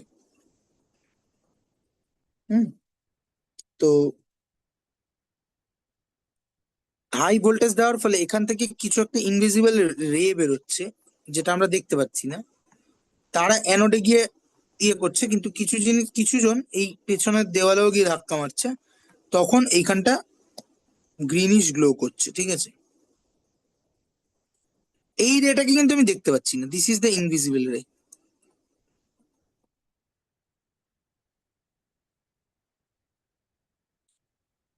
ইনভিজিবল রে। এবার যেহেতু এই ইনভিজিবল রেটা ক্যাথোড থেকে বেরোচ্ছে, তাই এই এক্সপেরিমেন্টটার নাম দেওয়া হয় ক্যাথোড রে এক্সপেরিমেন্ট। সেটা হচ্ছে আমার ক্যাথোড রে এক্সপেরিমেন্ট। বোঝা গেল? আরেকবার বোঝান। আচ্ছা, কোনখান থেকে? মানে ওটা কি করে ইনভিজিবল ডেটা হচ্ছে, ওই ফ্লুরোসেন্সটা? কি করে হচ্ছে তা আমরা পরে বুঝছি, আমি আমি শুধু এইটুকুই, তার খানিকটা আভাস আমি দিয়েছি, কিন্তু আমি সেটা আরো বলছি পরে ভালো করে। কিন্তু আমি বলতে চাইছি ঘটনাটা আগে আমরা বুঝি, কি করলাম আমরা। আমরা চাইছিলাম অ্যাটমকে ভাঙতে। এখন অ্যাটমকে ভাঙতে গেলে পরে বা কোনো কিছুকে ভাঙতে গেলে পরে আমার দুটো দুটো রিকোয়ারমেন্ট, একটা হচ্ছে যে সেই জিনিসটাকে আমাকে হাতে নিতে হয়, আরেকটা হুম হচ্ছে একটা হাতুড়ি লাগে যেটা দিয়ে আমি ফোর্স দিতে পারি। হুম এখন এখানে প্রথম মুশকিলটা হচ্ছে যে আমি একটা সিঙ্গেল অ্যাটমকে হাতে পেতে পারলে ভালো ভালো হতো, কিন্তু সেটা এতই ছোট যে ওটা পাওয়া খুব মুশকিল, ইভেন আজকের টেকনোলজিতেও মুশকিল। আর আমরা কথা বলছি এইটিতে কথা, ঠিক আছে, হুম আজ থেকে প্রায় 150 বছর আগের কথা। তো সেখানে তো আরো মুশকিল। তো সেটা কি বুদ্ধি বার করলে যে আচ্ছা ঠিক আছে, আমি একটা সিঙ্গেল অ্যাটম পাবো না, কিন্তু আমি যদি একটা টিউব নিয়ে তার ভিতরে নিয়ার ভ্যাকিউম তৈরি করতে পারি, তাহলে ইউনিট ভলিউমে টোটাল নাম্বার অফ পার্টিকেলের সংখ্যা কমে যাবে, তাই তো? হুম হুম হ্যাঁ। তো সেইটা করে আমি সিঙ্গেল অ্যাটম না পেলেও অ্যাটলিস্ট তার কাছাকাছি কিছু একটা পাবো। প্রথম প্রবলেমটা সলভ হলো। দ্বিতীয় প্রবলেমটা ছিল হচ্ছে যে আমি ফোর্স অ্যাপ্লাই করবো কি করে, অত ছোট হাতুড়ি পাবো কোথায়? তখন বললো যে আচ্ছা কন্ট্যাক্ট ফোর্স দিয়ে হবে না, আমাকে নন কন্ট্যাক্ট ফোর্স দিতে হবে। নন কন্ট্যাক্ট ফোর্সের মধ্যে দুটো অ্যাভেলেবেল অপশন সবচেয়ে কাছের ছিল, একটা হচ্ছে ইলেকট্রিক্যাল ফোর্স আর একটা হচ্ছে গ্র্যাভিটেশনাল ফোর্স। এখন যেহেতু এক্সপেরিমেন্টটা পৃথিবীতেই হবে, তো সর্বত্র গ্র্যাভিটি সমান, এবং নিজের ইচ্ছে মতো গ্র্যাভিটেশনাল ফোর্স তৈরি করে নেওয়া তো সোজা ব্যাপার না। কিন্তু ইলেকট্রিক্যাল ফোর্সের মধ্যে ইলেকট্রোস্ট্যাটিক ফোর্স আমি নিজের ইচ্ছা মতো তৈরি করে নিতে পারি, ঠিক আছে, ব্যাটারি ইত্যাদি দিয়ে, ঠিক আছে। আমরা সেই সেই ইলেকট্রিক্যাল ফোর্স জেনারেট করতে পারি। তো বেসিক্যালি যেটা করা হলো যে দুপাশে দুটো ইলেকট্রোড নিয়ে একটাকে নেগেটিভ প্রান্তের সাথে কানেক্ট করা হলো, একটাকে পজিটিভ প্রান্তের সাথে কানেক্ট হলো, এবং হাই ভোল্টেজ চালিয়ে দেওয়া হলো। ইউজুয়ালি এই টিউবটার ভেতরে প্রায় কোনো পার্টিকেল নেই, কিছুই হ্যাঁ। নেই। ইলেকট্রন এই নেগেটিভ সাইড থেকে পজিটিভ সাইডে ট্রাভেল করার কথা না, কিন্তু ভোল্টেজটা এত বেশি হয়ে গেছে যে ওটা করবেও, ঠিক আছে। হুম। এবার সেইটা পরের কথা, কিন্তু আমি বলতে চাইছি ঘটনাটা আমরা কি দেখলাম, এক্সপেরিমেন্ট সেট আপ হয়ে গেল, হওয়ার পর আমি দেখতে পেলাম যেই ভোল্টেজটা আমি বাড়ালাম, ক্যাথোড থেকে একটা ইনভিজিবল রে আমি দেখতে পাচ্ছি না, সেটা আমি অন্য উপায়ে ইনভেস্টিগেশন করে বের করেছি, যে একটা ক্যাথোড থেকে ইনভিজিবল একটা রে অ্যানোডের দিকে যাচ্ছে, এবং সেই যেতে গিয়ে সে গ্লাস ওয়ালের সাথে ইন্টারঅ্যাক্ট করছে, করে ও গ্লাস ওয়ালটাকে ওরকম একটা ফ্লুরোসেন্ট কালারে আলো ওখান থেকে বেরোচ্ছে, ঠিক আছে। এই অবধি বলো বুঝতে পারলে কিনা? হ্যাঁ। আচ্ছা, এইবার আমাদেরকে যেটা দেখতে হবে যে এই যে ক্যাথোড রেটা বললাম যে একটা ইনভিজিবল রে, ইনভিজিবল বলছি আবার তাকে বলছি, তাহলে ইনভিজিবল হলে আমি আমার কাছে মানে আমি জানলাম কি করে তার সম্পর্কে? তার মানে নিশ্চয়ই আমি কিছু এক্সপেরিমেন্ট করেছি, কিছু ইনভেস্টিগেশন করেছি, সেটা করে আমি জানতে পেরেছি। সো সেটা করে আমি ওই রেটা সম্পর্কে জানতে পেরেছি। তো সেইটাকেই, সেই স্টাডিটাকে আমরা বলবো যে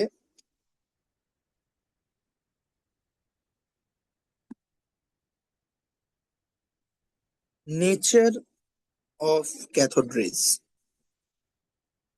ক্যাথোড রে দেখতে পেয়েছি, এবার ক্যাথোড রে ব্যাপারটা কি সেটা বুঝতে চাইছি, ঠিক আছে।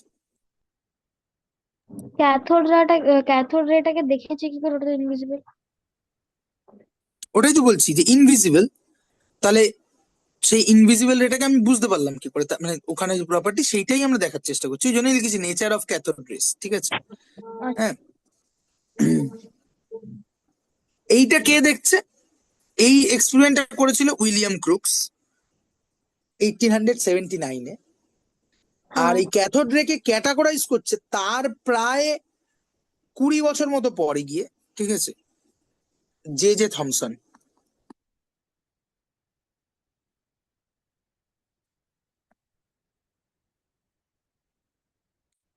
1897। মানে ক বছর হলো? 1897, আর ওখানে ছিল 1879। হুম। মানে অলমোস্ট হচ্ছে টোয়েন্টি 29, এই 27 বোধ হয়, এই সরি 27 কি বলছি, 20 তো, দুই 20, কম, মানে 18। 79-এ করেছিল তো। হ্যাঁ, 79 থেকে 89, 89 থেকে 99 হচ্ছে 20, আর ও আচ্ছা, 97 মানে, 97, আমি ওটা 99 ধরেছিলাম। হ্যাঁ 97, ঠিক আছে। তো তাহলে যে যে থমসন সে ক্যারেক্টারাইজ করছে, কি ক্যারেক্টারাইজ করছে এক এক করে দেখা যাক। 1 নম্বর, ক্যাথোড রেজ। প্রথম পয়েন্ট হচ্ছে cathode rays are emitted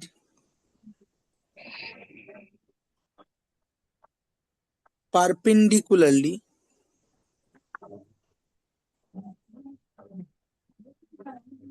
from cathode surface, ঠিক আছে। অর্থাৎ এইটা যদি ধরো ক্যাথোড সারফেসটা হয়, তাহলে এর সঙ্গে পারপেন্ডিকুলার ওয়েতে, মানে মোটামুটি পারপেন্ডিকুলার জায়গা থেকে ক্যাথোড রেটা বেরোবে, ঠিক আছে। হুম। এবং পরে হচ্ছে cathode rays are emitted perpendicular to from the cathode surface, এবং from the cathode surface it travels towards the anode, ঠিক আছে। From the cathode surface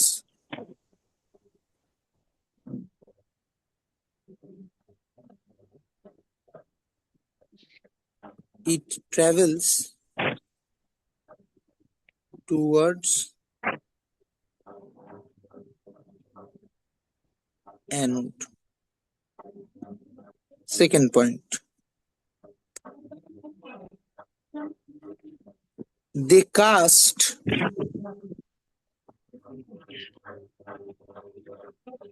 sharp shadow of any opaque object placed placed in their path. ঠিক আছে, মানে কি করেছে এই এক্সপেরিমেন্টটা করার সময়, ধর এটা ক্যাথোড, এখানে কোন একটা ওপেক অবজেক্টকে রেখে দিয়েছে এবং দেখতে পাচ্ছে যে এইদিকে এই যে গ্লোয়িংটা হচ্ছিল, যে সেই গ্লোয়িংটার মধ্যে একটা শ্যাডো দেখা দিচ্ছে। ঠিক আছে, একটা শ্যাডো দেখা দিচ্ছে, বুঝতে পারছি?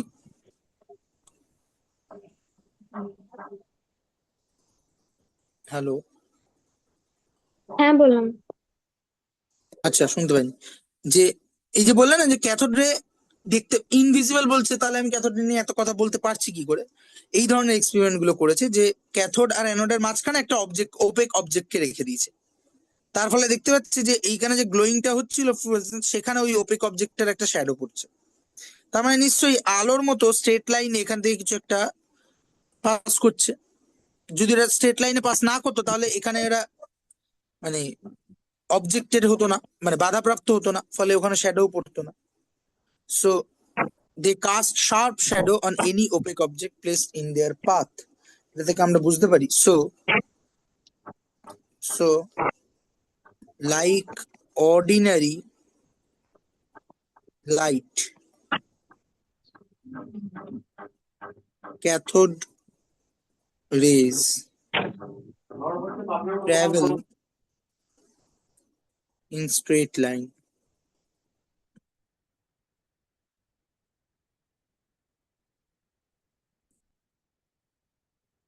ঠিক আছে, স্ট্রেট লাইন। সমস্যা আছে কোনো? না। 3 নম্বর পয়েন্ট, এখানে একটা মজার কাজ করেছে। তুমি ছোটবেলায় বা তুমি এখনো ছোট, কি ছোটবেলায় বা এখন মেলায় দেখেছো যে এক ধরনের ইয়ে হয়, এটা পাখার মতো পাওয়া যায়, হাওয়ায় নিয়ে দৌড়ালে পরে ওটা চাকার মতো ঘোরে আর কি। হ্যাঁ, হ্যাঁ, অনেক সময় অনেক পেনের ঢাকনির মধ্যেও থাকে ব্যাপারটা আর কি। হ্যাঁ।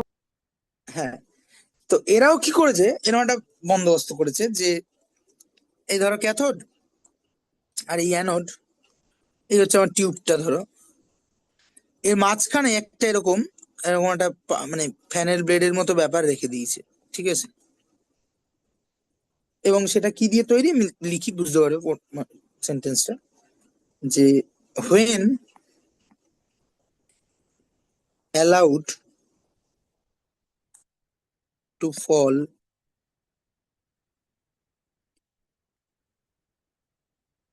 that allowed to fall on a light pedal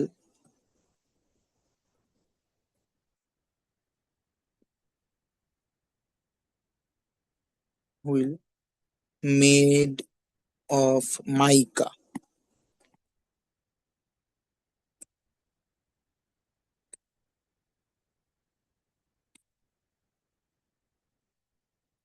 placed in their path, they cause rotation of the wheel. মানে কি করেছে কেসটা, এখানে এটা দিয়েছে তো, এবার দেখছে যে ক্যাথোড রে বেরোনো মানে এই মানে এক্সপেরিমেন্টটা চালু করার সাথে সাথে এই হুইলটা রোটেট করছে। হুম, তো এটা কেন রোটেট করছে? ঠিক যে কারণে ওই যে মেলায় যেটা কিনতে পাওয়া যায় সেটা রোটেট করে। সেটা কেন রোটেট করে? হাওয়া ওটাকে একটা ফোর্স দেয় তাই জন্য। ঠিক, মানে হাওয়ার পার্টিকেল গুলো ওকে গিয়ে ধাক্কা মারে এবং ওই ব্লেড গুলোকে মুভ করায়, তাই তো? হ্যাঁ, হ্যাঁ। আহ, তো এখানেও আমরা দেখতে পাচ্ছি যে ক্যাথোড রে এর মাঝখানে আমি যদি এরকম একটা প্যাডেল রেখে দিই, অবশ্যই সেটা ওই মেলার জিনিসটা রাখলে হবে না। এটা স্পেশালি মেড, এই যে লিখেছে মেড অফ মাইকা, ঠিক আছে? হ্যাঁ, এটাকে যখন রাখা হয় তখন আমি এটারও রোটেশন দেখতে পাই। দ্যাট মিনস যে এই ক্যাথোড রে গুলো আসলে কোনো লাইট নয়, রেদার ভীষণ হাই স্পিডে ছুটে চলা কতগুলো পার্টিকেল, যে পার্টিকেল গুলো এখানে গিয়ে ধাক্কা মারতে পারছে। কারণ যদি ওটা পার্টিকেল না হতো তাহলে মোমেন্টাম ট্রান্সফার হতো না, আর মোমেন্টাম ট্রান্সফার না হলে পরে এই মোশনটা হতো না। বুঝতে পারলাম? হ্যাঁ, এই এই চাকাটা ঘুরছে, that means what ever cathode ray is, cathode ray must have momentum. হ্যাঁ, আর মোমেন্টাম আছে মানে দের ইজ মাস, ঠিক আছে? মাস আছে মানে ইট ইজ আ পার্টিকেল, ঠিক আছে? সো এখান থেকে আমরা কনক্লুড করতে পারি যে this indicates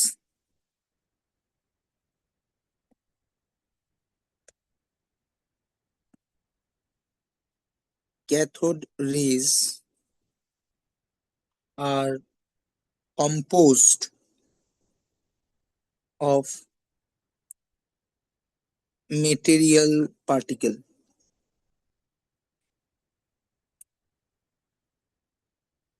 which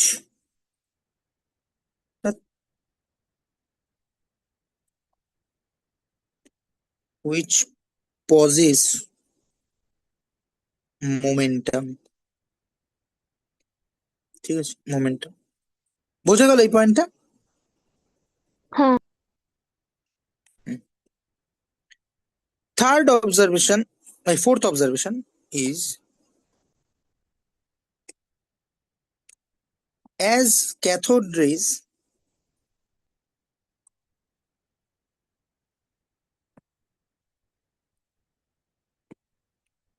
possesses momentum,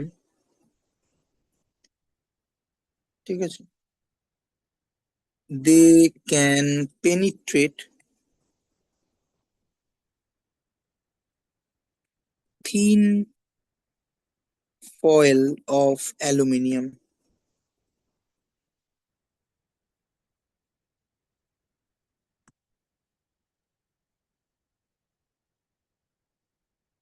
ঠিক আছে? মানে তুমি যদি ক্যাথোডের মাঝখানে তুমি একটা থিন, ভেরি পাতলা থিন অ্যালুমিনিয়াম ফয়েল রেখে দাও,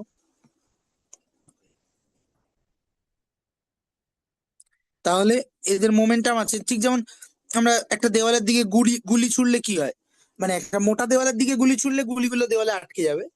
কিন্তু যদি ধরো একটা একটা পাতলা পিচ বোর্ডের এপার থেকে গুলি ছোড়া হয় তাহলে কি হবে?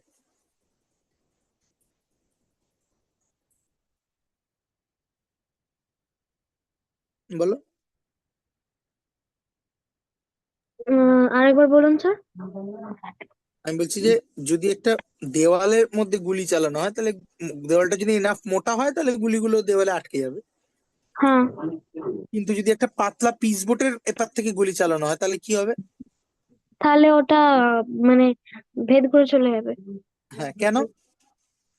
উম কেন যে উম ও গানের যেই গানের মোমেন্টামটা যে আছে, পার্টিকেল মানে বুলেট, হ্যাঁ, মোমেন্টামটা দ্যাট ইজ এনাফ ওটা, টু শ্যাটার দ্যাট ম্যাটেরিয়াল, ওই মানে পাতলা এটা, হ্যাঁ, তাই না? ওই ম্যাটেরিয়ালটা ধরতে পারবে না এই ফোর্সটাকে। হ্যাঁ, তো ঠিক তেমনি এইখানেও ক্যাথোড রে যেহেতু পার্টিকেল, আমরা আগের পয়েন্টেই দেখেছি cathode ray made of particle এবং তাদের মোমেন্টাম আছে। তাহলে যদি আমি একটা খুব পাতলা ফয়েল নিই যে ওই ওই মোমেন্টামটা উইথস্ট্যান্ড করতে পারবে না, সে ওটাকে ফাটিয়ে দিয়ে চলে যাবে, পেনিট্রেট করে চলে যাবে, ঠিক হ্যাঁ, আছে? তো সেটাই হচ্ছে আমাদের কত নম্বর, 4 নম্বর পয়েন্ট, যেটা বলছে যে as cathode ray possess momentum they can penetrate thin foil of aluminum। তার মানে থিন ফয়েল অফ অ্যালুমিনিয়ামের মধ্যে ক্যাথোড রে পাঠালে ও এটাকে ফাটিয়ে দিয়ে উল্টো দিকে ট্রাভেল করে চলে যায়, ঠিক আছে? Fifth point, very important point, in the presence of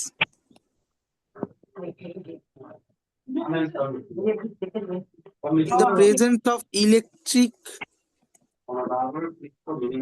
or magnetic field, ঠিক আছে,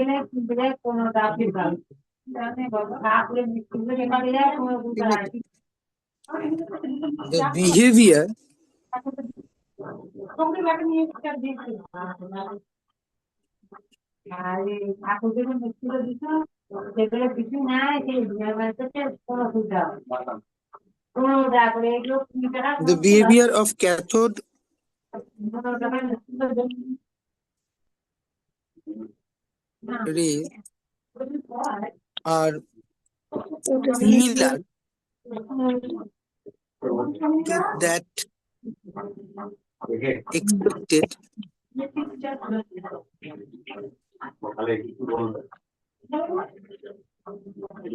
expected from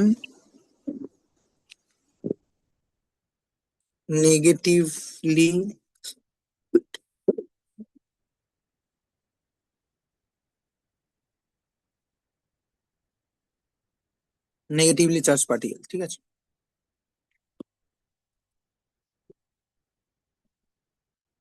আচ্ছা, আমরা সোমবার পড়তে পারছি তো?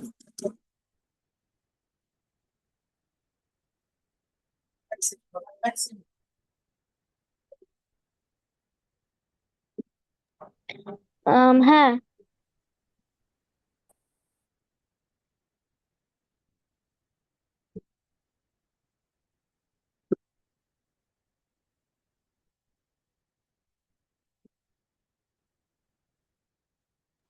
স্যার আপনার ভয়েসটা কাটা কাটা আসছে।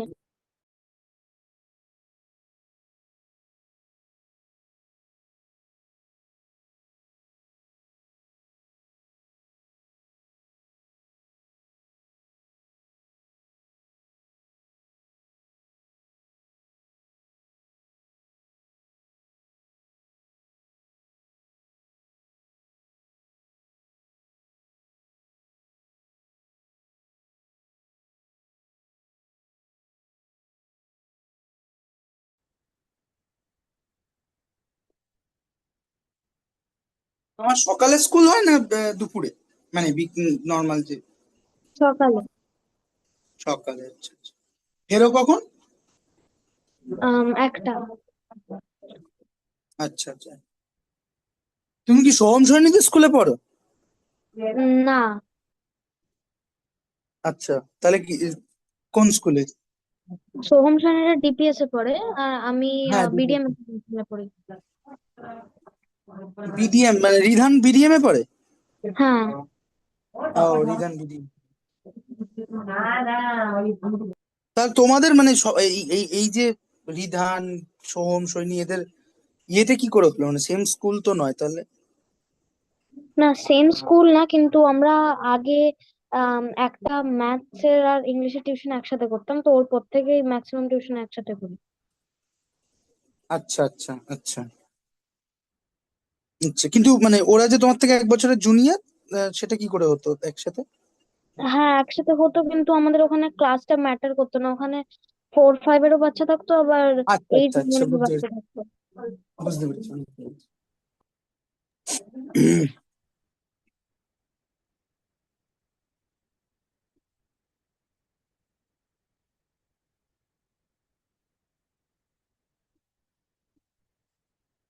আচ্ছা, হ্যাঁ, in presence of electric or magnetic field the behavior of cathode rays are similar to that expected from negatively charged particle, ঠিক আছে।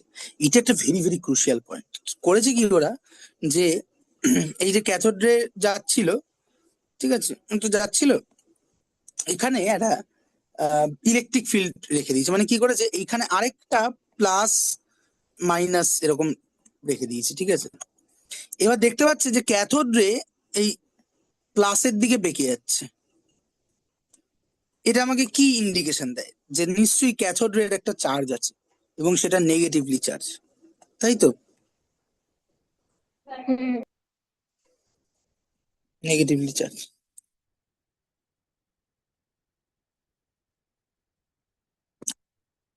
হুম।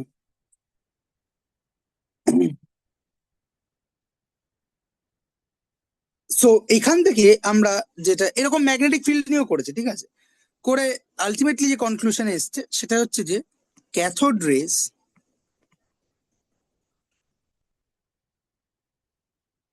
স্যার আমি একবার ওয়াশরুম থেকে আসবো। ঠিক ঠিক ঠিক।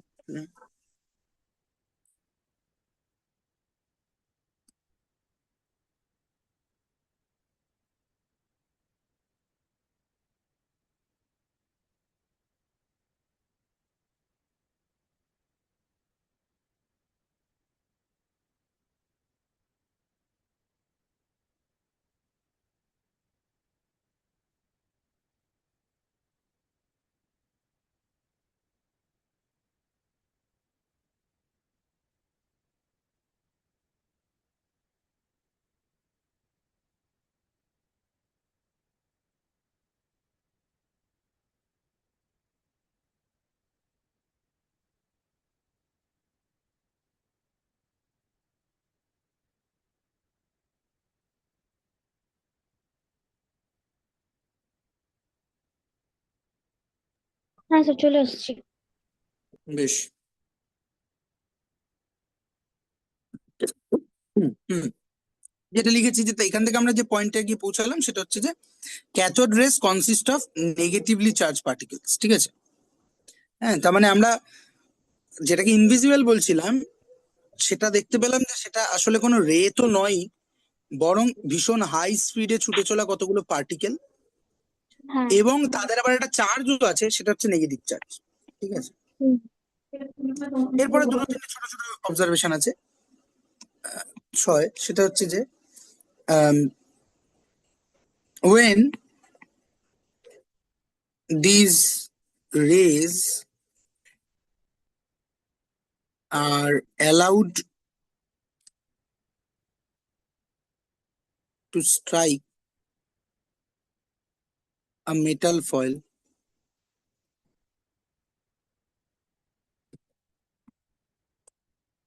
the latter gets heated, ঠিক আছে। So cathode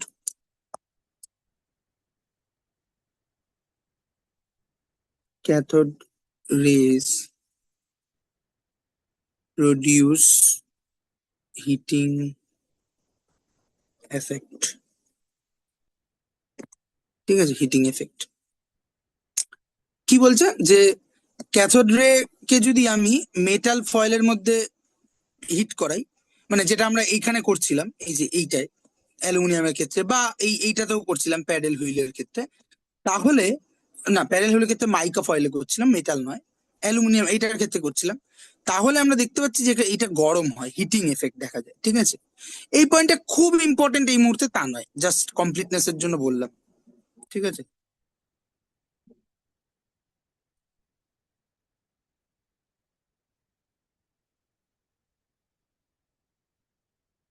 তারপরে হচ্ছে 7 নম্বর, সেটা হচ্ছে যে ক্যাথোড রেজ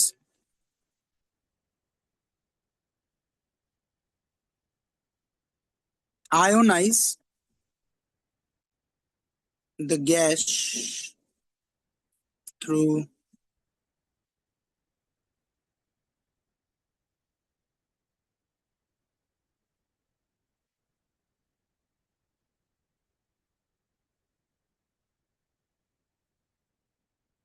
the pass।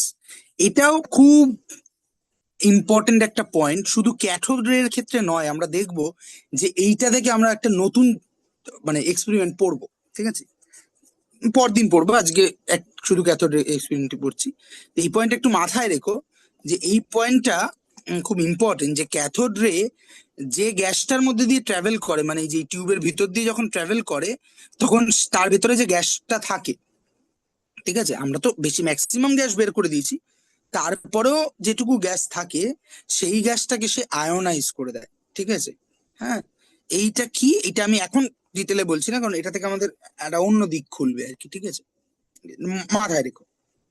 হ্যাঁ, সো এই হচ্ছে ক্যাথোড রে সম্পর্কে মোটামুটি অবজারভেশন গুলো, ঠিক আছে। হ্যাঁ,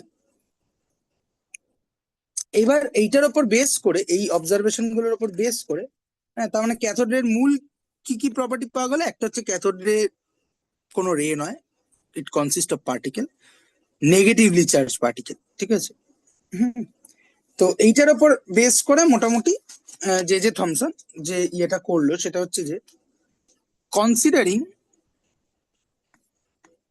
considering various particle of cathode various properties of cathode rays, J J Thomson concluded, ঠিক আছে, এটা এখানেই লিখি, জায়গা আছে তো। J J Thomson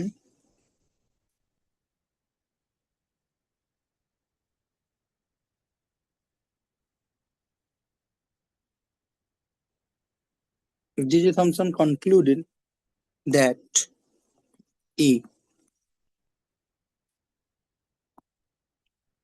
cathode rays are made up of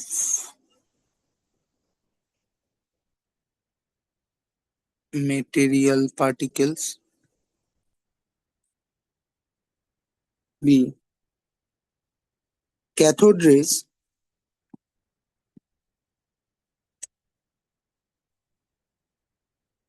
carry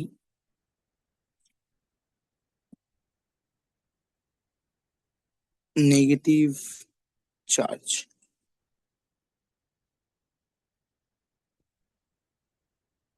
ঠিক আছে। হুম। এই দুটো এই জায়গায় আমরা এসে দাঁড়ালাম। হুম। এবং জে জে থমসন এই ক্যাথোড রে পার্টিকেল গুলোর নাম দিল, he named this cathode ray particles as negatron. ওই যে নেগেটিভ পার্টিকেল, তাই নেগাট্রন, ঠিক আছে। পরবর্তীকালে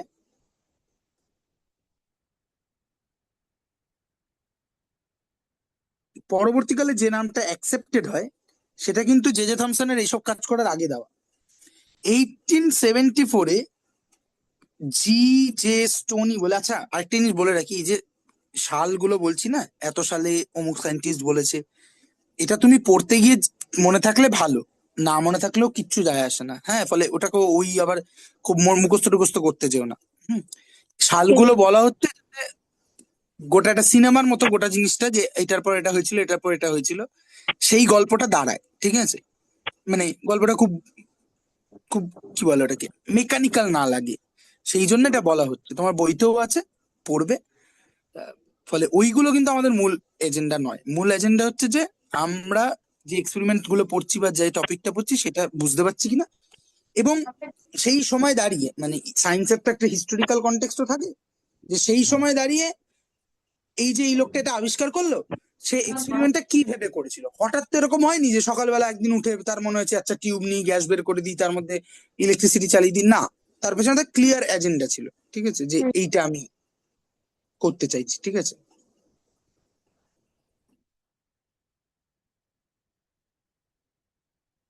তবে সোমবার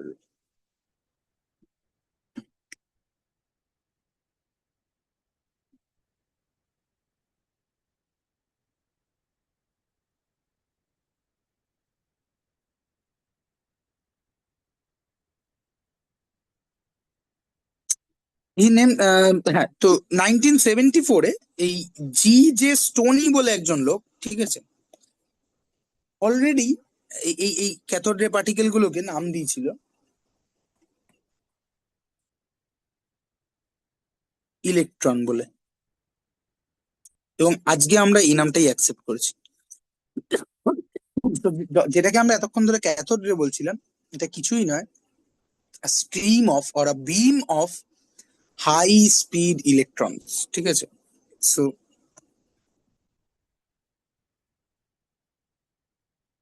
cathode rays are nothing but high speed beam of electrons, ঠিক আছে, ইলেকট্রনস।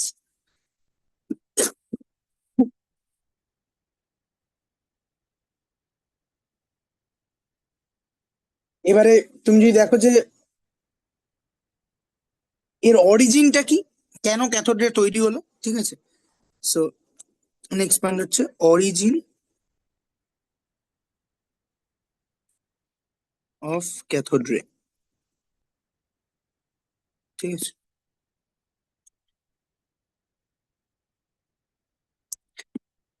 ভালো করে বোঝার চেষ্টা করো যে এবার আমরা বুঝতে চেষ্টা করছি যে আমরা পিছন থেকে পড়ছিলাম তো, যে এক্সপেরিমেন্ট করলাম, অবজারভেশন পেলাম, সেই অবজারভেশন গুলোকে একটু খুঁটিয়ে দেখলাম যে কি কি আসছে, সেখান থেকে আমি তোমাকে কোয়ান্টিফাই করলাম যে ও আচ্ছা ক্যাথোড রে মানে এই।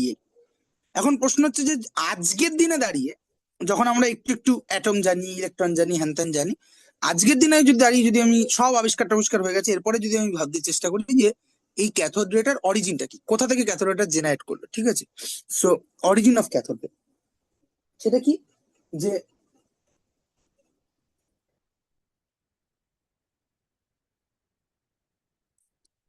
on applying the high voltage, যেটা আমি তখনই বলছিলাম শুরুতে, ঠিক আছে, যে হাই ভোল্টেজ দেওয়ার ফলে কি হয়েছে, এটা ধরো ক্যাথোড যেটা নেগেটিভলি চার্জ, আর এটা ধরো অ্যানোড যেটা পজিটিভলি চার্জ। হাই ভোল্টেজ দেওয়া মানে হচ্ছে তুমি এনার্জি দিচ্ছ, দিতে দিতে দিতে একটা সময় এরকম আসবে যে ক্যাথোডের ওপরে যে অ্যাটম গুলো আছে, সেই অ্যাটমের ইলেকট্রন গুলো এনাফ এনার্জি পেয়ে যাবে এখান থেকে বেরিয়ে ছুটে যাওয়ার, ঠিক আছে, ঠিক আছে। সো তুমি যদি এনাফ ভোল্টেজ দিয়ে দাও, তখন সে এই ইয়েটাকে ভেঙে, মানে এই সারফেসের যে ইলেকট্রন গুলো আছে, মানে যে মেটেরিয়ালের ক্যাথোড নিয়েছো সেই মেটেরিয়ালের যে ইলেকট্রন গুলো আছে, সেই ইলেকট্রন গুলো প্রথমে সারফেস থেকে জাস্ট ব্রেক করে এখানে বেরিয়ে আসবে। তারপরে যদি আরো বেশি ভোল্টেজ দাও, তাহলে একসময় ও সেটাকে কাইনেটিক এনার্জিতে কনভার্ট করে ছুটতে শুরু করবে।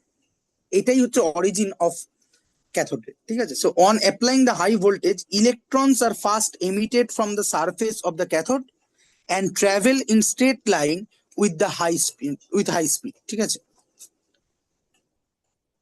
এবার একটা পয়েন্ট বলেছিলাম যে ক্যাথোড রে ওই টিউবের ভেতরে থাকা গ্যাসটাকে আয়োনাইজ করে দেয়।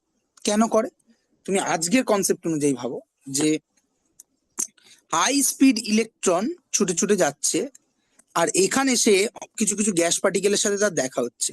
এবার এটা যদি একটা গ্যাস পার্টিকেল হয়, মানে একটা অ্যাটম, তার মধ্যে ইলেকট্রন, প্রোটন, এক্সেট্রা এক্সেট্রা আছে, করে কি এই হাই স্পিড ইলেকট্রন এসে ধাক্কা মেরে এই গ্যাসের থেকে একটা ইলেকট্রনকে বের করে দেবে, একটা দুটো পাঁচটা যাই হোক, কিছু পরিমাণ ইলেকট্রনকে বের করে দেবে। এখন একটা অ্যাটমের ভিতরে প্রোটন আর ইলেকট্রন, এগুলো আমি আমরা পরে কথা বলবো, কিন্তু প্রোটন আর ইলেকট্রন এদের নাম্বার সেম থাকে, সেম আছে, সেম নাম্বার অফ প্রোটন আর ইলেকট্রন। কেন জানো? জানি না। তার কারণ হচ্ছে নেচারে কোনো কিছুকে চার্জ হিসাবে রাখতে হলে পরে তাকে মানে বাইরে থেকে এনার্জি দিতে হয়, হ্যাঁ। ফলে স্টেবল অ্যাটম তৈরি করতে গেলে সেটাকে ইলেকট্রিক্যালি নিউট্রাল হতে হবে, অর্থাৎ তার কোনো চার্জ থাকলে চলবে না, ঠিক আছে। তাই জন্য ইকুয়াল হয়। হ্যাঁ। আচ্ছা এবার ঠিক আছে।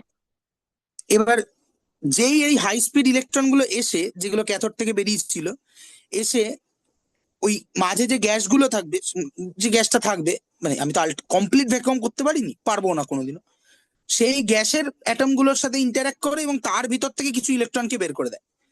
এবার বলো তো তাহলে ওই গ্যাসের অ্যাটমটার অবস্থা কি হবে,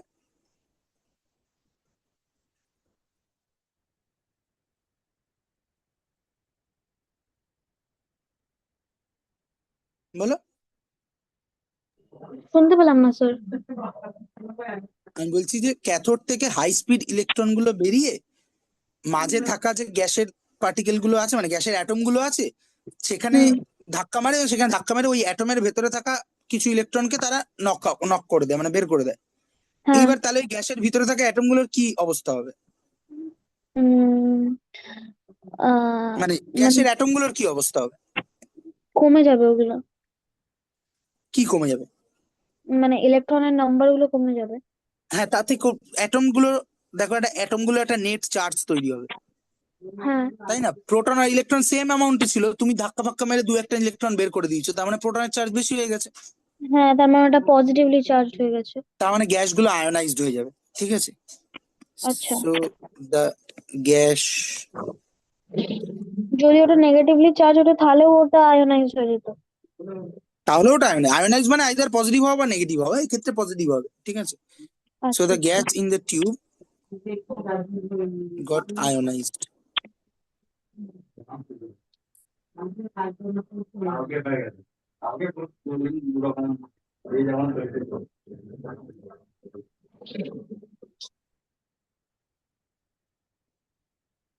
ঠিক আছে, এন্ড থার্ড পয়েন্ট হচ্ছে,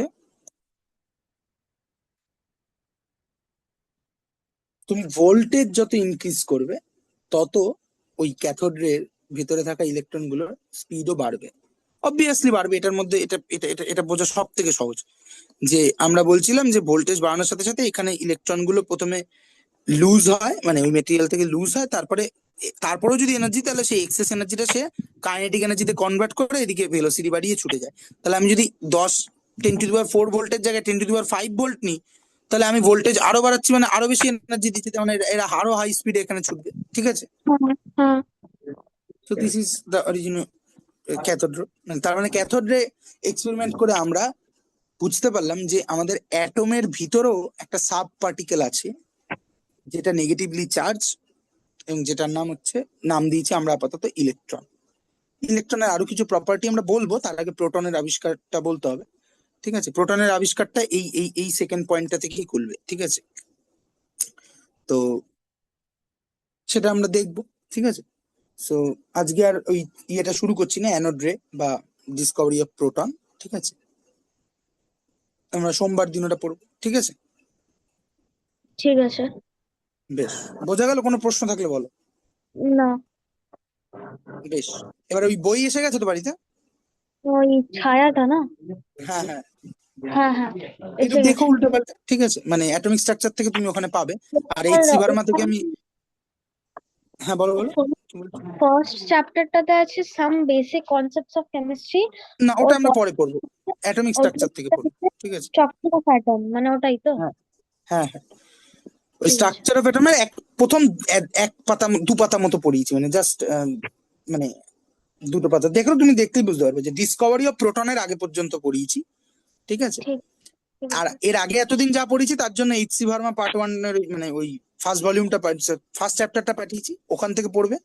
ওর পেছনে যে ঠিক আছে। প্রবলেম ইত্যাদি আছে সেগুলো করতে পারো, না পারলে আমাকে দেখাবে, ঠিক আছে? ঠিক আর আছে। আজকে যা পড়ালাম তা হচ্ছে ওই অ্যাটমিক স্ট্রাকচার যে চ্যাপ্টারটা আছে সেই চ্যাপ্টারটা, প্রথম এক পাতা দু পাতা, তারপরে পরের দিন আমরা এখান থেকে এগোবো, ঠিক আছে? হ্যাঁ কোনো ঠিক আছে। প্রশ্ন থাকলে পরের দিন প্রথমেই জিজ্ঞেস করবো, প্রতিদিনই জিজ্ঞেস করি, সেখানে প্রশ্ন করবে, তারপরে তো আমরা পড়বো, ঠিক আছে? তাহলে সোমবার আবার কথা। আর হ্যাঁ আমি রেকর্ডিং গুলো আজকে পাঠিয়ে দিচ্ছি সব। ঠিক আছে। হুম।